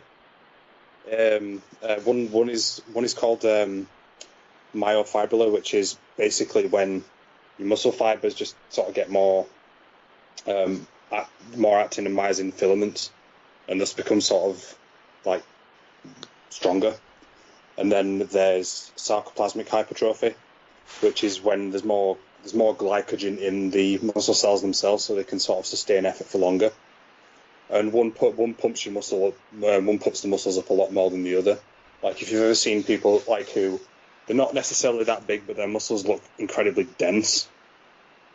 Yeah. They tend to have more of one than the other. And I mean, like that sort of non-functional hypertrophy. Like if you're a professional fighter, it's basically just dead weight. You'd want to minimise it. I mean, it's not to say that like muscular that endurance isn't important, but you'd be doing stuff like, rather than like lifting really heavy weights loads of times, you'd be looking at like sort of power endurance type training where you would. I mean, are you familiar with what's it called now? I always forget these fucking terms, like, because it's been a while since I actually read up on it. It's been years. Hence, I don't sound horribly confident. Connor could tell you actually, because he actually studies sports science, so he'll know Connor Ellis. Oh yeah, we're planning on having him on at some point actually. Because he messaged me saying he would come on. Oh yeah, that'd be fun. That'd be tremendously fun. I'm sure I'll end up having an aneurysm. I'm sure I will, but I'm almost looking forward to it. I mean, that'll be actually interesting. We'll still have a debate on something actually. I don't know about economics because obviously we all actually pretty agree on economics. Economically, he's pretty similar to us. Yeah. Or just socially, it's just more just like social issues. He's kind of like not the same as us. Well, on economic issues, like any sort of conclusion I do draw is kind of quite tentative. Simply because I just don't know enough. I don't know anywhere near enough to be like particularly confident in conclusions. I don't know that much about that. I don't know very much about how the financial system works. Really? I thought you were like economics was your strong point. You always come across very I know more than the lay person, but I wouldn't consider myself learned in the subject, if that makes any sense. Okay, that's impressive. Okay. I've never studied it at like degree level or anything like that. I've not extensively read into the subject. I mean, I'm planning to. Okay. I could. I know, like I say, I could tell you the various like different positions on X, Y, and Z. I would know based on how somebody identified themselves as a certain economic school of thought what they thought, for example. And I know sort of the rough outlines of various sort of like economic events over the past 100 years and stuff like that, but not with enough detail to as confidently assert a conclusion. Assert a conclusion as confidently as somebody like Paul Krugman, for example, who's a new Keynesian, for example. Do you know who he is? Yeah, I don't know him, yeah. But I know you're new or post Keynesian or something, aren't you? Again, like I don't know enough to like say, oh yeah, I'm definitely X or I'm definitely Y. I know just enough to avoid being confused by like econobabble. I know enough to not be fooled by really specious arguments that you hear from like hard right types about trickle down economics. I know enough to not be fooled by something like that. What are you saying? Trickle down economics doesn't work? No, but I mean, it obviously fucking doesn't. I mean, Trump supports it. Like, of course it works. Oh, of course it does. Yeah. I mean, I mean, I know. I mean, I sort of I have a relatively decent understanding of what the aggregate supply, aggregate demand model, if you know what that is. Yeah, I know that. Yeah. Yeah. I mean, it was introduced by John Maynard Keynes, but it's generally followed by most mainstream economists, whether they agree with Keynes or not, whether they're new classicals or new Keynesians or post Keynesians. Generally, only really Austrians that don't believe in it. And the Austrians are the most rational ones, aren't they? oh yeah, of course. But I mean, there's too many people who assert economic opinions with supreme confidence that know absolutely nothing. For me to be adding my voice into the mix and saying I know for certain this is the case, or I know for certain that is the case. Well, you see, I think when it comes to stuff that people are actually the best at, they're normally probably the least confident in, because basically when it comes to stuff, the less you know, the more you think you know, and then as you learn more, you realise how much you don't know on the subject. That's the Socratic definition of being educated.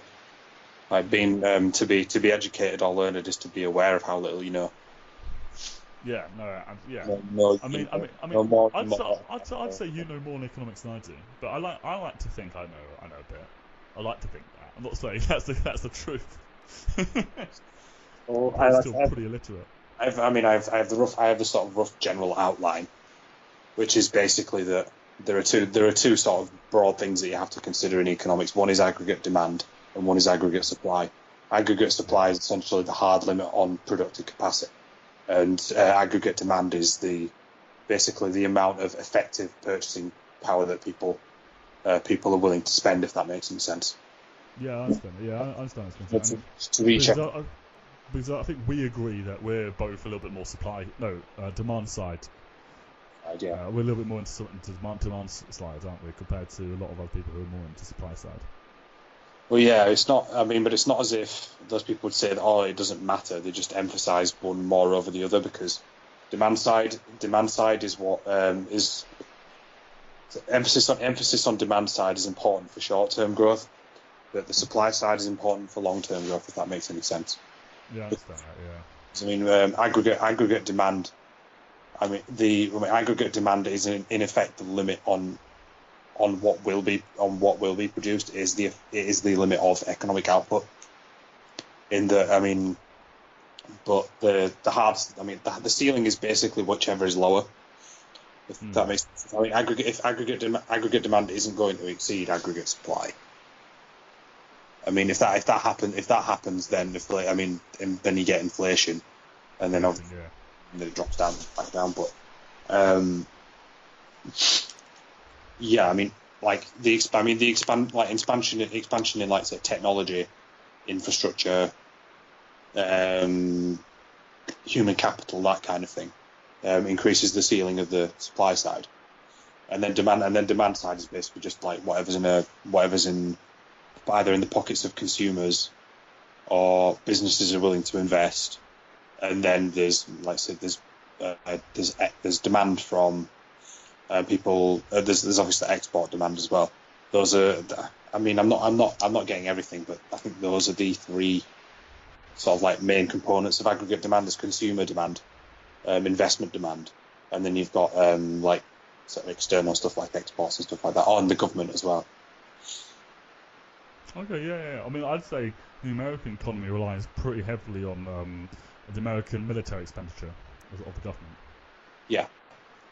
I mean, the GDP is defined as like C plus I plus G plus X minus M, which basically means like it's basically consumer spending plus investment plus government spending plus exports minus imports. But yeah, I did actually. Yeah. I'm sure the American economy, because obviously wages there are actually pretty low compared to the West, for example. Unemployment's pretty high compared to the West. I feel like consumer demand there must actually. I mean, I'd say it must be low, but at the same time they've got such a consumerist culture. I mean, wages there are pretty shit. Like, true. Yeah, America has the lowest standard of living in the West. Really? In the Western world, yeah. All right, I didn't actually know that. I mean, and the highest child poverty. I mean, I'm certainly not an expert on this, but from what I've read about it, The people at the bottom are essentially fucked, but the median wage is higher than it is in the UK. If that makes any sense. Or the no, hang on. Well, the mean wage. But the mean wage is higher than it is in Britain. But I mean, in but that's because the rich are so much richer than they are here. Yeah, and there's so much more money there. Yeah, I mean, well, yeah, because it's a major financial centre, it has access to much greater natural resources than say Britain does. But I mean, of my understanding, and I could be wrong as well, but I thought America had the lowest living standards in the Western world. I thought its achievements were highest child poverty, followed by Britain in the Western world, lowest living standards, worst healthcare, most expensive healthcare. Oh, the worst education. Everybody knows about the worst healthcare. Everybody. And the most expensive. Like, literally, it's so expensive. Even government expenditure. They spend more than double what Britain spends as a government. Yeah, it spends more than per capita. It spends more than twice as much on healthcare. The government does. Yeah, it doesn't even provide fucking free healthcare. Well, just some people. Yeah, they spend an incredible amount of money on Medicare and Medicaid. Essentially patching up the holes left by the insurance system in certain cases. I mean, I don't know how any British person looks at that and goes, "Wow, I wish we would privatise the NHS and got that." Well, when the free market becomes a matter of dogma, that happens. Oh, but American libertarians though believe that if we introduce less government intervention in the healthcare, that it'd get cheaper and then everyone will have healthcare. And it's like, just stop. It becomes. In the case of American libertarians, it's essentially self-fulfilling. If there's a problem, well, it's because government's involved in it. Therefore, we need government less. So as long as there is some level of government involvement, it's always the government's fault, no matter what. Regardless as to other systems, that's. So I don't know how much less government you can get in America, to be honest. I mean, anarcho-capitalism doesn't work. They need to understand that. Centralized nation-states come about with capitalism. Those two things go hand in hand. You're never going to get a non-centralized nation-state and capitalism. That's not going to happen. The centralized nation-state and industrial capitalism grew up at the same time.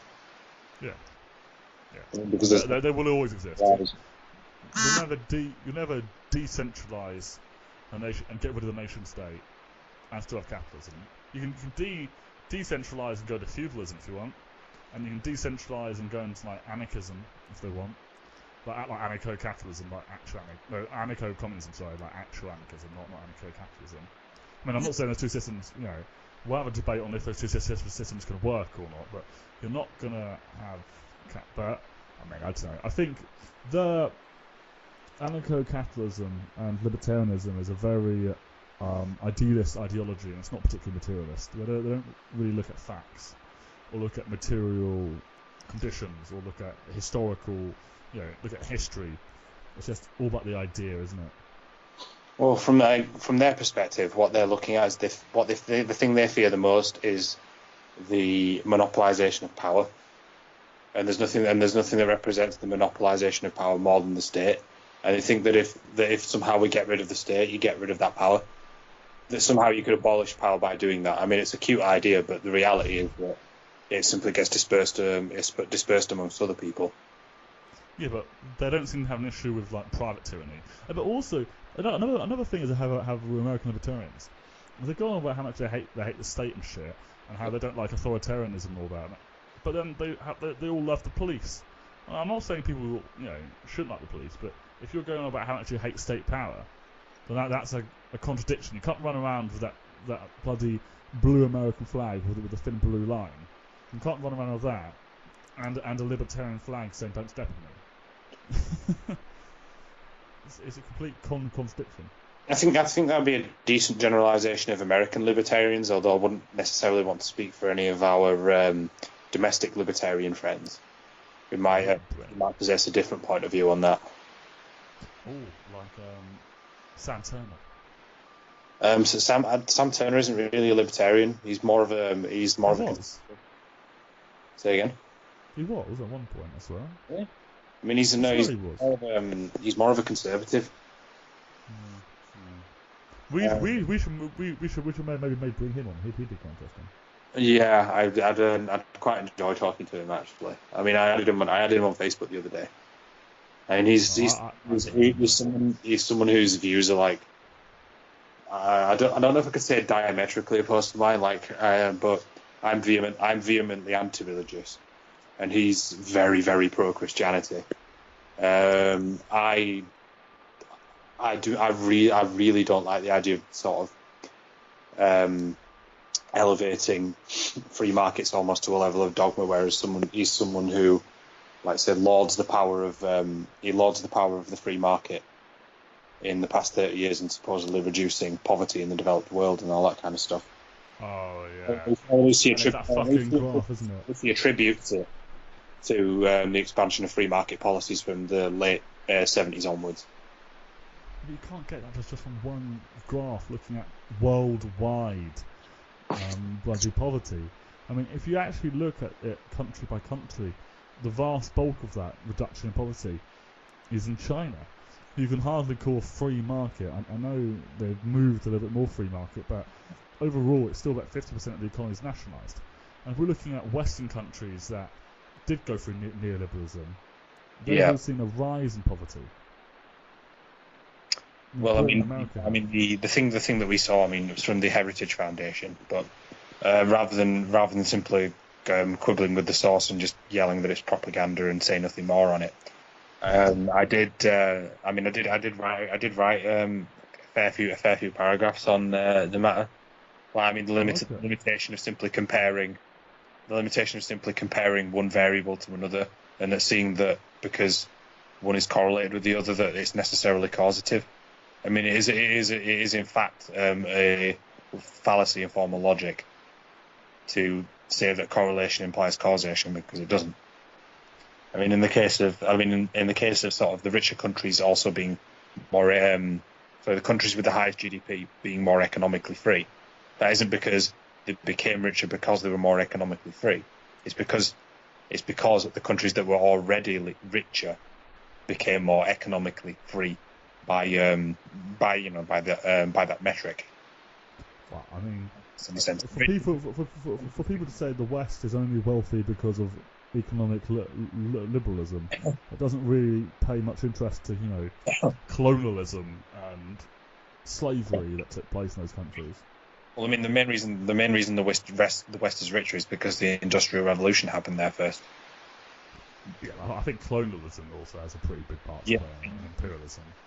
Colonialism was essentially, I mean, it was a means to extract resources from other places and then bring them home, and then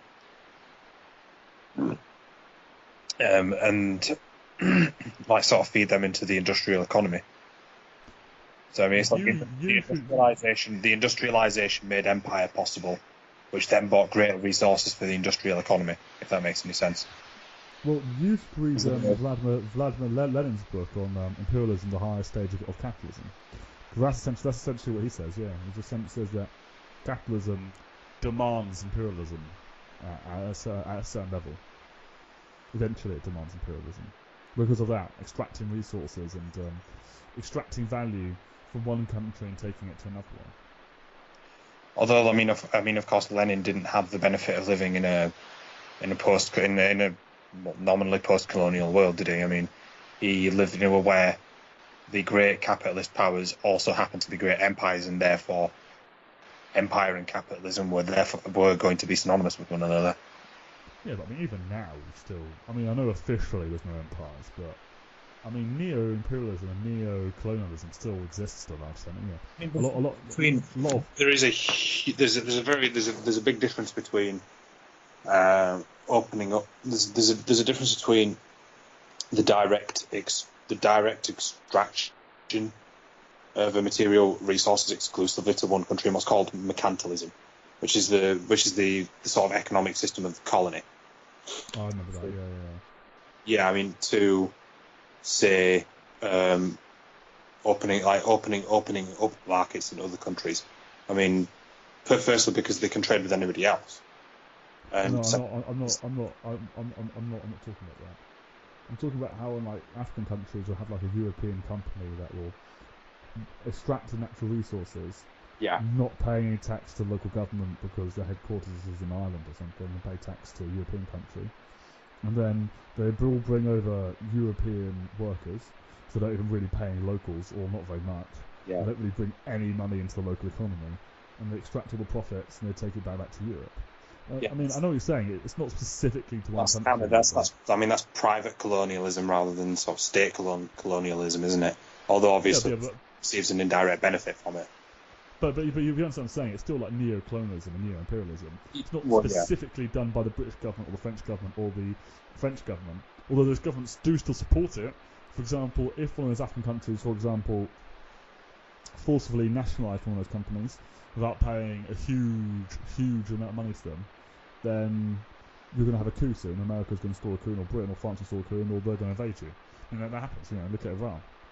Look at Venezuela. Look at a lot of those other countries when they try to resist stuff like that.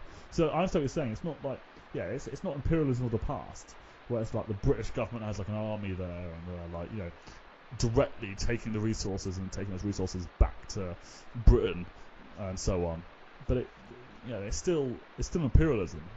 There's still Europeans or people from a country there extracting resources and not really giving anything back and taking the wealth, and then the people who live there don't really get much for it, and that wealth does transcend to another country or a collection of other countries. Like they could have their headquarters in Ireland and pay a tax there, but then they could have the CEOs living in London and banking in London, and therefore using the financial services in Britain, and so on. Yeah. I mean, although I suppose the picture becomes a little bit more complex when you consider countries that are actually poor and don't have any trade links whatsoever, like countries that multinationals don't even bother with at all because they're still kind of agrarian, if that makes any sense. Like which countries where the opening of KFC is a big deal and only middle class people eat there. I don't realize we had any countries like that left. Do we have any countries that aren't industrialised anymore? Are we talking like Swaziland and places like that? And places like Malawi and Niger and the like, yeah. Oh, okay, yeah. Oh, yeah, there's tiny little countries for that, yeah. Well, I say tiny, they're actually probably about the same size as like Wales or like England, aren't they? Glass houses, I suppose. No, I mean, it's not. I suppose a small country isn't necessarily a criticism or anything like that, but yeah. I'd say Switzerland's a small country, but it's pretty good there. It's like, it's an interesting model. It's an interesting country. Country I like. Well, I'm not saying I don't like other countries, but you know what I mean.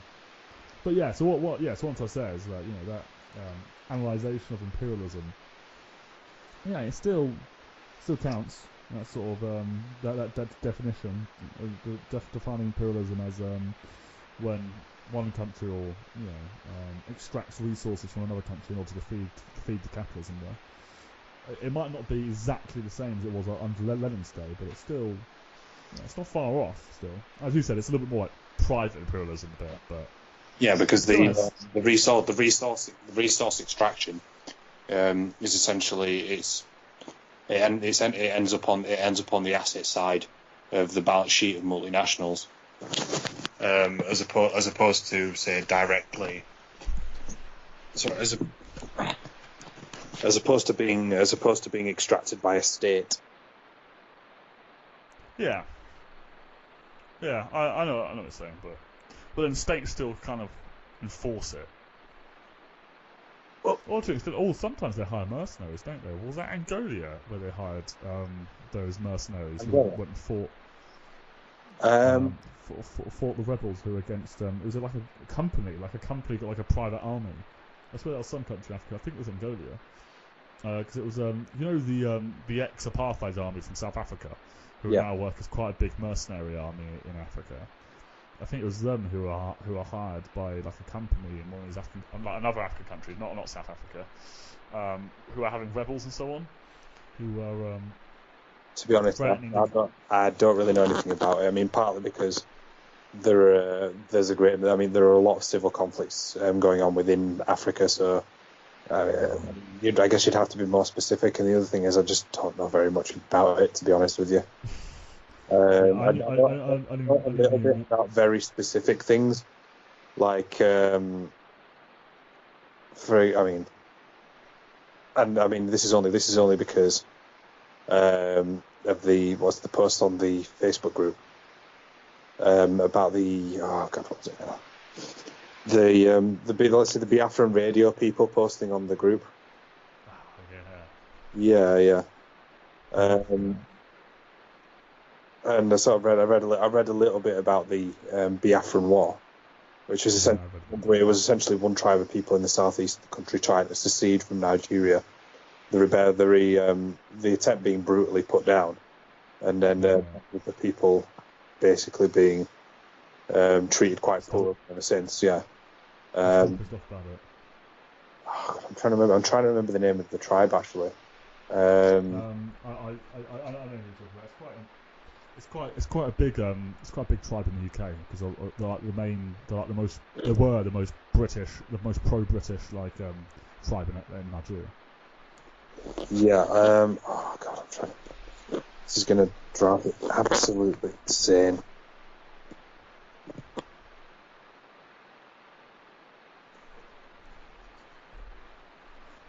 Anyway, should we wrap it up soon? Yeah, I think that's probably a good idea.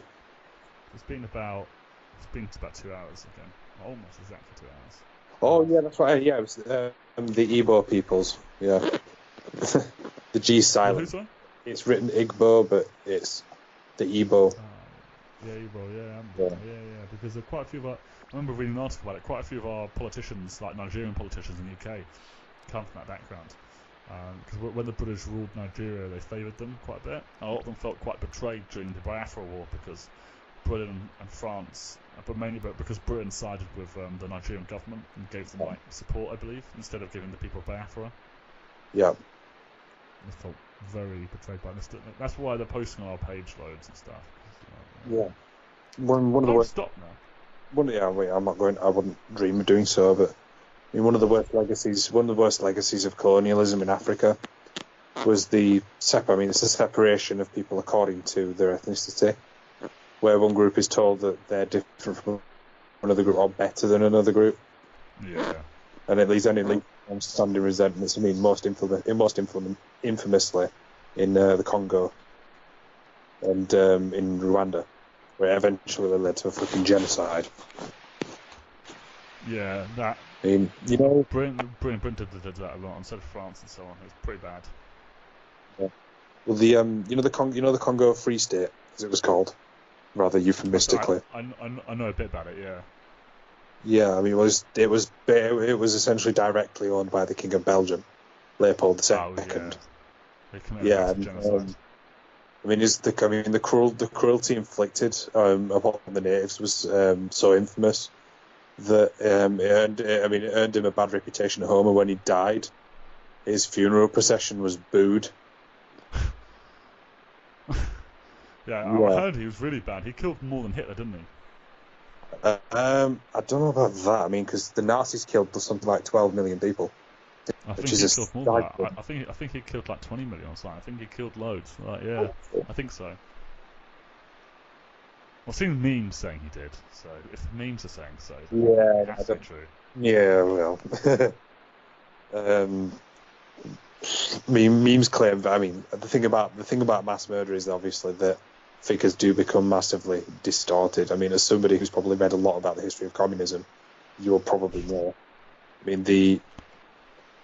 For instance, you hear people claiming that Stalin killed somewhere between 20 to 30 or 40 million people or something crazy like that. That's a conservative figure. That's really, who's saying that? Are those people pro-communism then? No, so I hear some people saying Stalin directly killed 100 million, but I think they get confused because they hear the Black Book of Communism said that 100 million dies, and then they just think that was all Stalin. Yeah. I mean, and it kind of depends what you mean by killed. Yeah. I mean, because the thing is, I think you do have to, in a poor country, you do have to make a sort of distinction between people who died as a result of, let's say, policy failures, and then people who were directly killed, who were actually murdered, if that makes any sense. Yeah. Because famine is so widespread. Like, I'm not sure how many people died exactly in the Soviet Union wide famine from 1930 to 1933. But but we do know that at least 2.5 million were directly killed, like deliberately killed by the regime.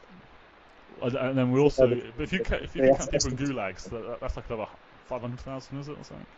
Say again. If you look at people who died in the gulags, that's another like 500,000, is it, or another million? I'm not sure. I mean, whether someone died in the gulag, it kind of depended when they were in the gulag.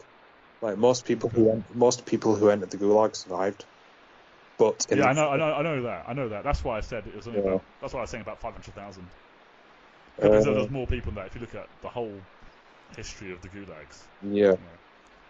I mean, I think you could definitely define the number of people who died in the gulag as people who were deliberately killed by the regime because, due to malnutrition or starvation or whatever. Yeah, without a doubt. It's just. I mean, obviously, yeah. I mean, obviously, I'm against that. I don't like the idea of gulags and death squads and secret police and all that. But I kind of take the 100 million figure for all of communism over its entire history, and I always say, okay, that's fine, we'll take that. But the issue is, capitalism kills about 20 million a year. If we're looking at preventable deaths in capitalist countries in the world at the moment, we're looking at people who died from lack of healthcare, lack of food, lack of shelter, so on. All over the world in capitalist countries, we lose about 20 million a year.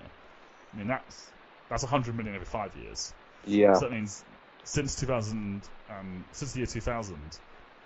I mean, that's going to be about 300 million, a bit over 300 million. That's only just over over this century alone.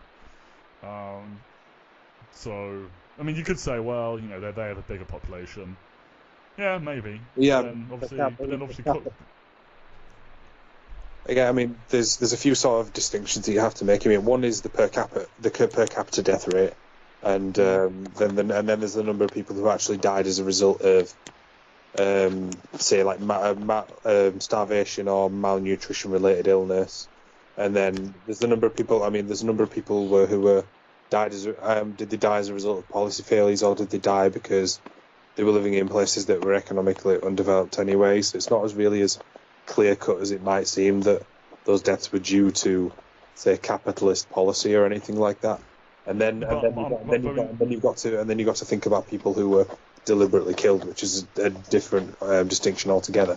Like there is a difference between like I said, neglectful policy resulting in the death of people. That's why, I mean, the notion of like the Tories perpetrating as that one person on I don't know if it's the political memes group or this one, called it a class holocaust or something ridiculous like that. It's like, yeah, I mean, a lot of people died, and it's a result of neglectful and heartless policy. But I mean, to call it a holocaust is absolutely ridiculous. Absolutely. Well, I mean, that's why I was saying the 100 million figure for the communism, because that includes people who died from starvation and like policy, all that. But I mean, at one point, more people lived under communism than under capitalism. When you think of like Mao's China and the Soviet Union and Vietnam and Korea, Cuba, and there was a few countries in Africa and a few countries in South America. Overall, there was more living under socialism and communism than there was actually under capitalism. Obviously not for as long, but I must admit, I don't know too much about the demographics of it. I mean, the two most populous countries in the world by a mile are China and India. I mean, now China has something on the scale of about 1.7 billion people. India has about 1.1 billion. And then Pakistan's not far behind. Yeah. Pakistan, really? Yeah, Pakistan has a huge population as well. Yeah. I mean, I don't think it's a billion, but I think it's probably like 500 million or something. It's a big. Like, look it up. The 3 most populated countries in the world. 177.9, which is still a lot. Is that Pakistan? Yeah, still a lot. Yeah, it's still quite. Yeah, okay, I was a bit far off. So for about 500. So yeah, still quite a lot. I mean, America has loads actually. I didn't realise how many America. Over 300 million, right? Yeah. 300 million, yeah. Because it goes China, India, then America, isn't it? Yeah. Yeah, that surprises me. But I mean, in the future, the world's going to get heavily influenced by Chinese and Indian culture massively, especially when they develop the middle classes. And hugely. We'll be speaking. Actually, we'll probably still speak English, to be honest. I feel like English has got such a hold in the world now. We're not going to lose that. But we'll probably speak like Han Chinese and Hindi and so on as like other major languages instead of like French and German and Spanish. Mandarin Chinese. Yeah. There's a few different versions of it. There's Mandarin is the main one. Then there's Han Chinese, and then there's like smaller languages like Uyghur Chinese, for example, which I only know about because I put something in like Arabic-looking script into Google Translate once, and it told me it was Uyghur, which I didn't really believe. It's a small like the Uyghurs are like a small population of like Turkish people, like people of Turkish origin living in China, and they usually say again. Well, I mean, there's an entire state in China that's Turkish. Yeah, that's where It's quite a big state. It's quite a big state. I don't think the population there is that big, but it's of Turkic people. Yeah, Turkic people. Yeah, they're the Uyghurs, and they usually they usually get blamed for like any sort of like public mass murder or something like that. Well, I don't know whether I don't know too much about it, to be honest with you, but I had a friend from China. He said in China, in the two most western states, e.g. the one with the large Turkic population and Tibet, they're like the most dangerous states to go to because both of them don't want to be part of China. Yeah. But anyway, I think we should wrap it up.